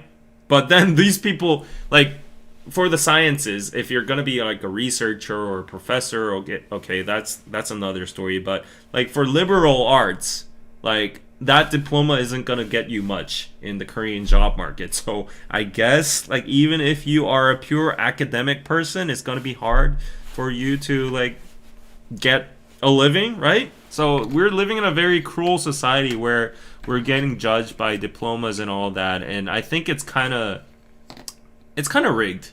That's my personal point of view. After graduating college and all, I think college serves its purpose as, like, you get to meet new people and networking, but that's also limited too. It depends on the person. And nowadays, like, in Korea at least, the exams are all memorization tests, and it's nothing that sufficient you actually need to learn in life.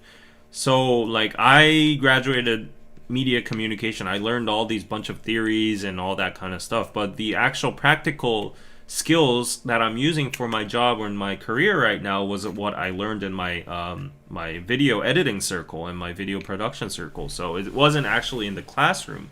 So it's kind of ironic that you actually have to go to university to get a job.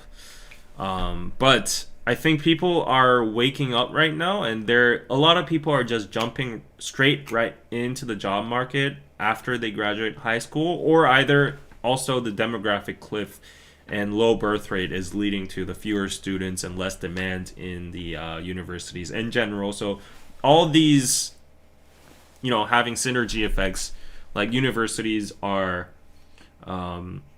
they're doomed. They either have to find a strategy. So my mom used to be a professor in a local community college in Busan.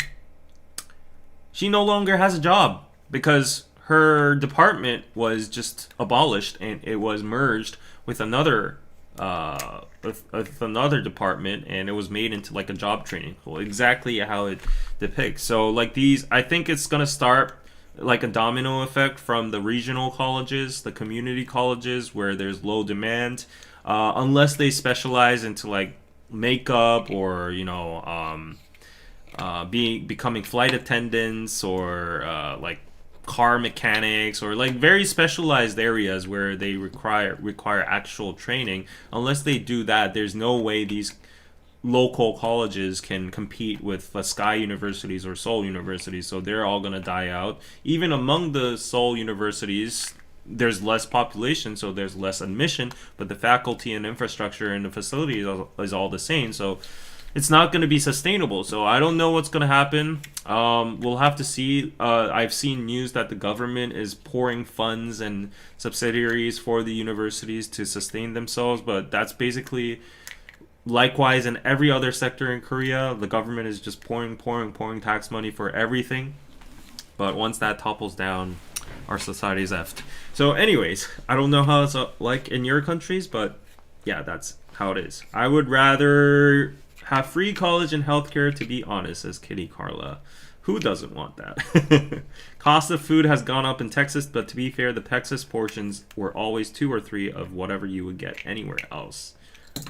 Texas, good old Texas. Everybody's moving to Texas nowadays. Even Koreans from LA, from Korea, they're all going to, like, good old Texas. Everybody's like, Texas is the new El Dorado. Yeah, all these corporations, these big tech companies. Yeah, Samsung. Yeah. I understand why after going there once. Like, wow, Texas is a nice place to live.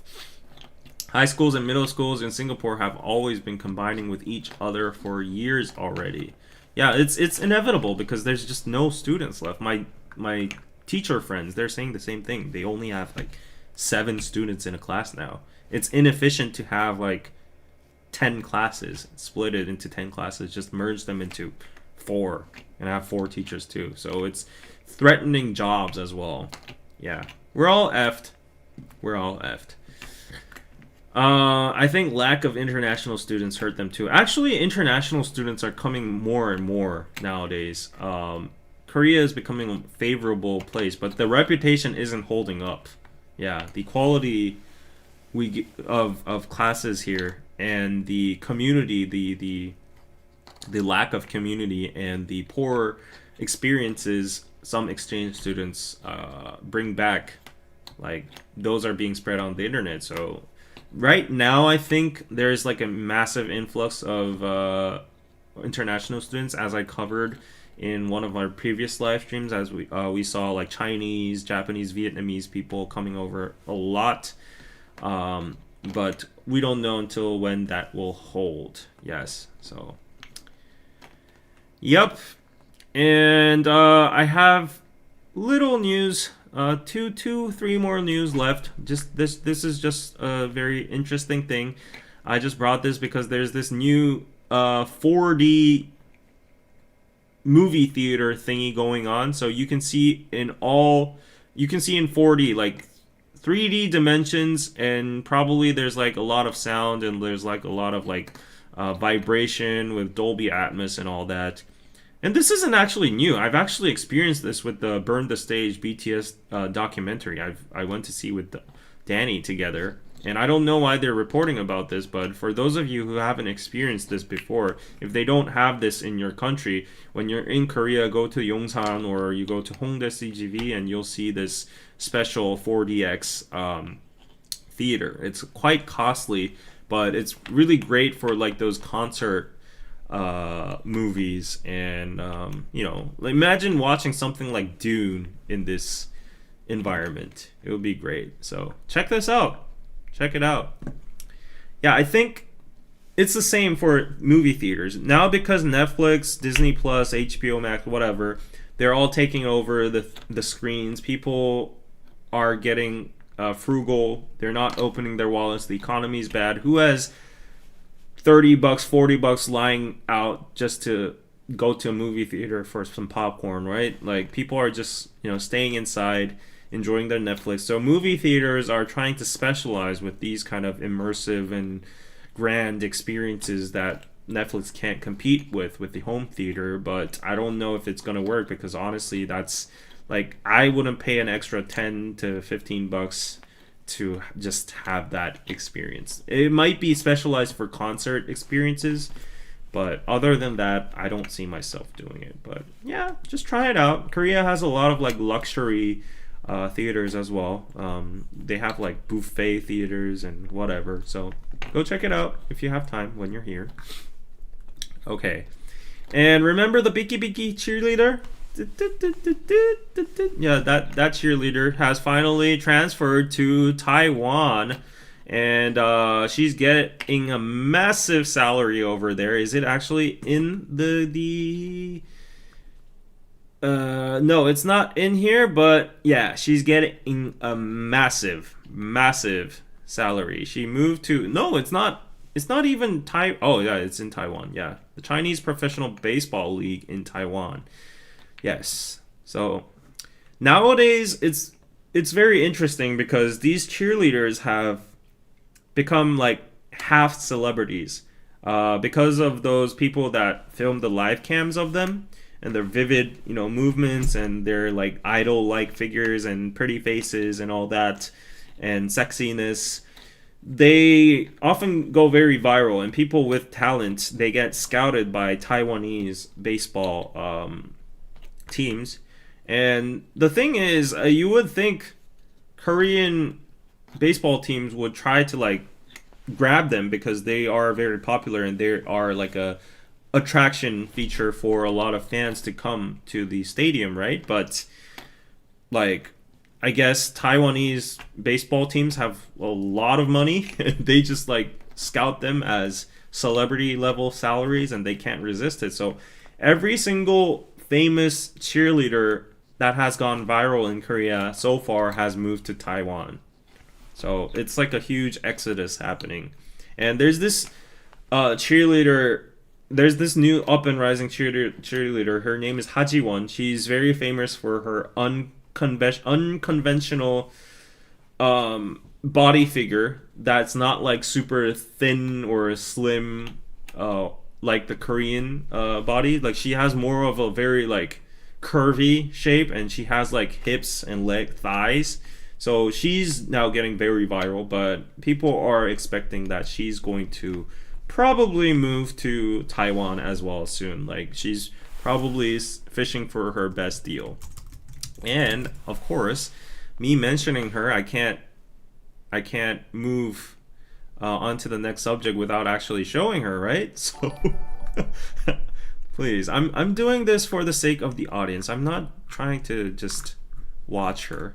So okay, this is her over here.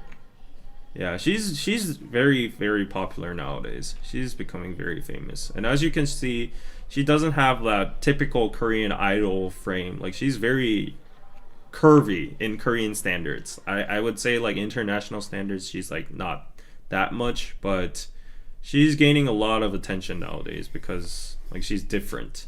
And you see these views. She has like 4.47 million views. It's crazy. They're like just celebrities. Yeah. So yeah, it's very nice to watch these reels. Yeah. Yeah, she's been appearing on a lot of like programs and all, and there are like live cams of her going home. I don't know why these people are filming her going home. Yeah. Yeah, so anyways, I'm expecting myself to be reporting about this cheerleader moving to Taiwan in like a few months. Yeah. Aaron B is spamming? Bro, she's still slim? Well, that's very thick for Korean standards. That's very thick for Korean standards. That's why she's getting so much attention. Yeah. She's like one of a kind. We've never seen a body figure like that. Okay, so I'm just gonna skip the last one because it's like not so thrilling. And Sianya, thank you for becoming a KPC member. Welcome. And 333 people still watching. We've gone over our 2-hour mark. Please smash that like button. And what is going on? Nothing's going on. Nothing is going on. I was just enjoying the live cams of Hajiwon cheerleader. Okay, and we got a Piroso order. Yes, from Kathleen. Shout out to Kathleen. Let's see what she ordered. Yes, you got the soap. You got the hoodie. Nice. Yes, great. Thank you, Kathleen, for the purchase. And it's getting pretty cold here, and I want to go home and prepare for tomorrow. It's the last day of the holiday. So, I mean, after Friday, we're going to have another weekend, so it's a pretty long holiday. But, yeah. Today was a fun one, right? Today was a fun. I was reading thick, and it said fun.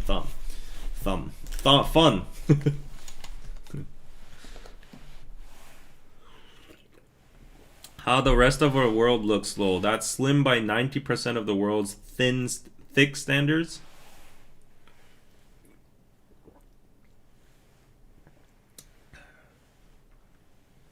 Yeah, she is super thick in Korean standards. Super. That's why she's super famous. Oh, now that I watched like one single video of her, my algorithm is now all full of cheerleaders. You can judge a person by their algorithm, their YouTube algorithm.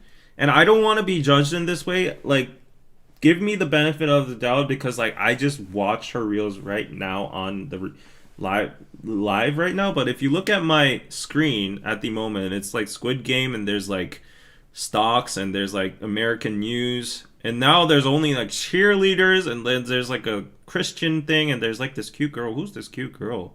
Okay. And there's like Baron Trump over here, and ooh, what's that? Oh, okay. There's a cute kitty. Oh, okay. I think the algorithm knows me well. Yeah, there's like more Bitcoin stuff and more news. All of my things are basically like news or Bitcoin or crypto or um, economy or drama or whatever. Oh, I really feel bad for this guy. Like he's a famous YouTuber now from Texas, and his name is Nick, and he got famous in Korea for his bike videos and stuff. But he got like banned from entering the country because apparently he was earning a lot of money through YouTube, which is totally legal and there's no problem about it. But assumably there were some people trying to like report him about that. Now that's probably the case on why the immigration or like the tax office or whatever organization stopped him, and now he can't enter the country without a working visa. That's absurd. Like he's made so many good videos about Korea, and like his subscribers and including myself are super pissed. But yeah, I hope he gets justice. Now David, what? What do you expect from me? Like, do you want me to be a saint? Let me refresh. Let me try to refresh my YouTube. I've never done this. And see what comes out. Oh, what's this? Oh, okay, another nice video here. Who's that? Oh, she's An Ji-hyun cheerleader. Okay, I like her. Yeah. A very great video. Yes. Oh, who's this? Wow, we got a old DKDKTV clip over here. Oh, Subin. Wow, Subin looks so young. Oh, what? What is that? That's Subin? Who's this? What is that ridiculous hair? Oh my gosh. Yeah. I don't know what's happening right now. Oh, Anjian, she's one of the goats, says Travis. Okay, you know better than I am. Okay, I'm gonna go subscribe to Anjihyun's channel from now on. Let me binge view her videos. Oh, okay, the algorithm just gave me another thing over here. Oh, who's this? Yumsebin? Okay. Okay. Wow.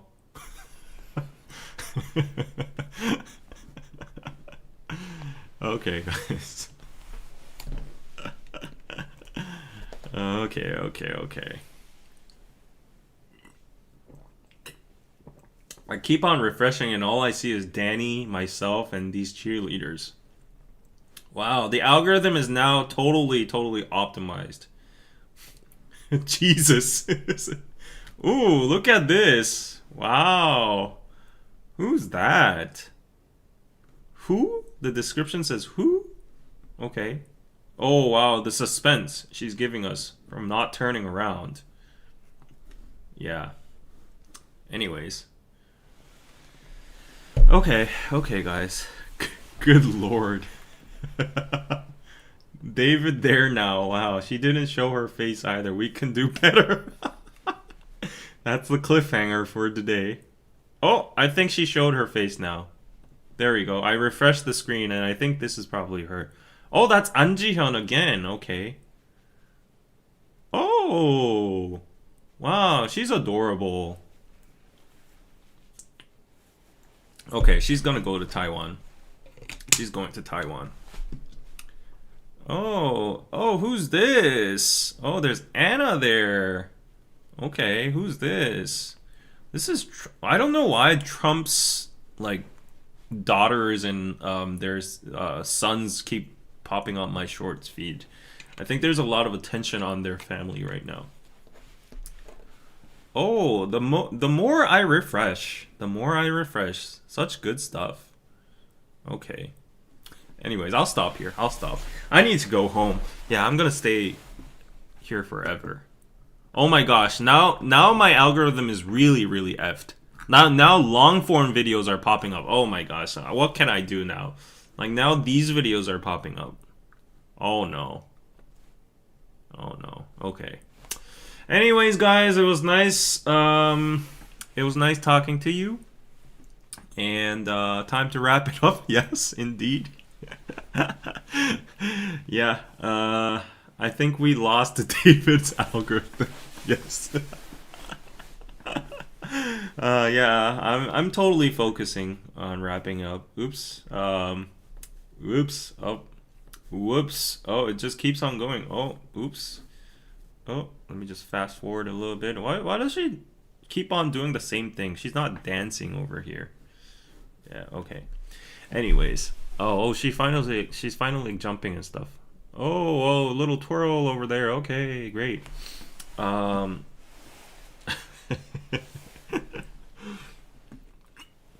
Okay, guys, it was fun to chat with you. See you on the weekend live. Go check out Piroso, and just letting you guys know again that on Patreon within 1 or 2 days, I'm gonna upload my exclusive podcast episodes and reactions as well. So go check it out. Only $5, $10 for a subscription. You can help me out massively by subscribing to my Patreon. And thanks everyone for tuning in. Just checking for anything else, and nope, that is for today. And I will show you Chomsoon. And why is this dancing short 6 hours? I'll show you Chomsoon. And oh my, yeah, this was what I was talking about. My zipper melted down like this because of the heater.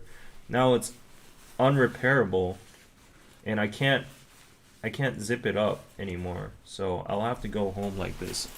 It doesn't zip up. It doesn't fit. Like no matter how much I do it, it's gone. But let me show you Chomsoon before we go. Chomsoon. Look at her tail. Chomsoon. 점순아 괜찮아졌어?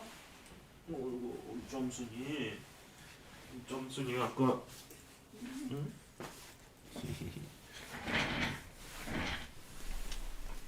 Hello everybody. 점순 여기 봐봐. 안녕. She really hates me. She really hates cutting her nails off. So whenever I like touch her paws, like she has a very knee-jerk reaction. Like she really hates cutting her nails. Like look at that. Okay. She's good. She's calm and all cozy now. So it's like a little baby. Yeah, it's a little late for her. So I'm not gonna walk her back because it's too cold. I drove today. I'll have to watch out for the ice, but yeah. 점순, say bye. Say bye. 안녕. Christopher, welcome to the fam. 안녕. Stop teasing her. Hi. A little close up before the end. Hi. My name is Jumsoon. Okay. 자, 가자. Okay, bye. Bye, guys. Bye. See you next week. This weekend. Bye. Adios. Ciao.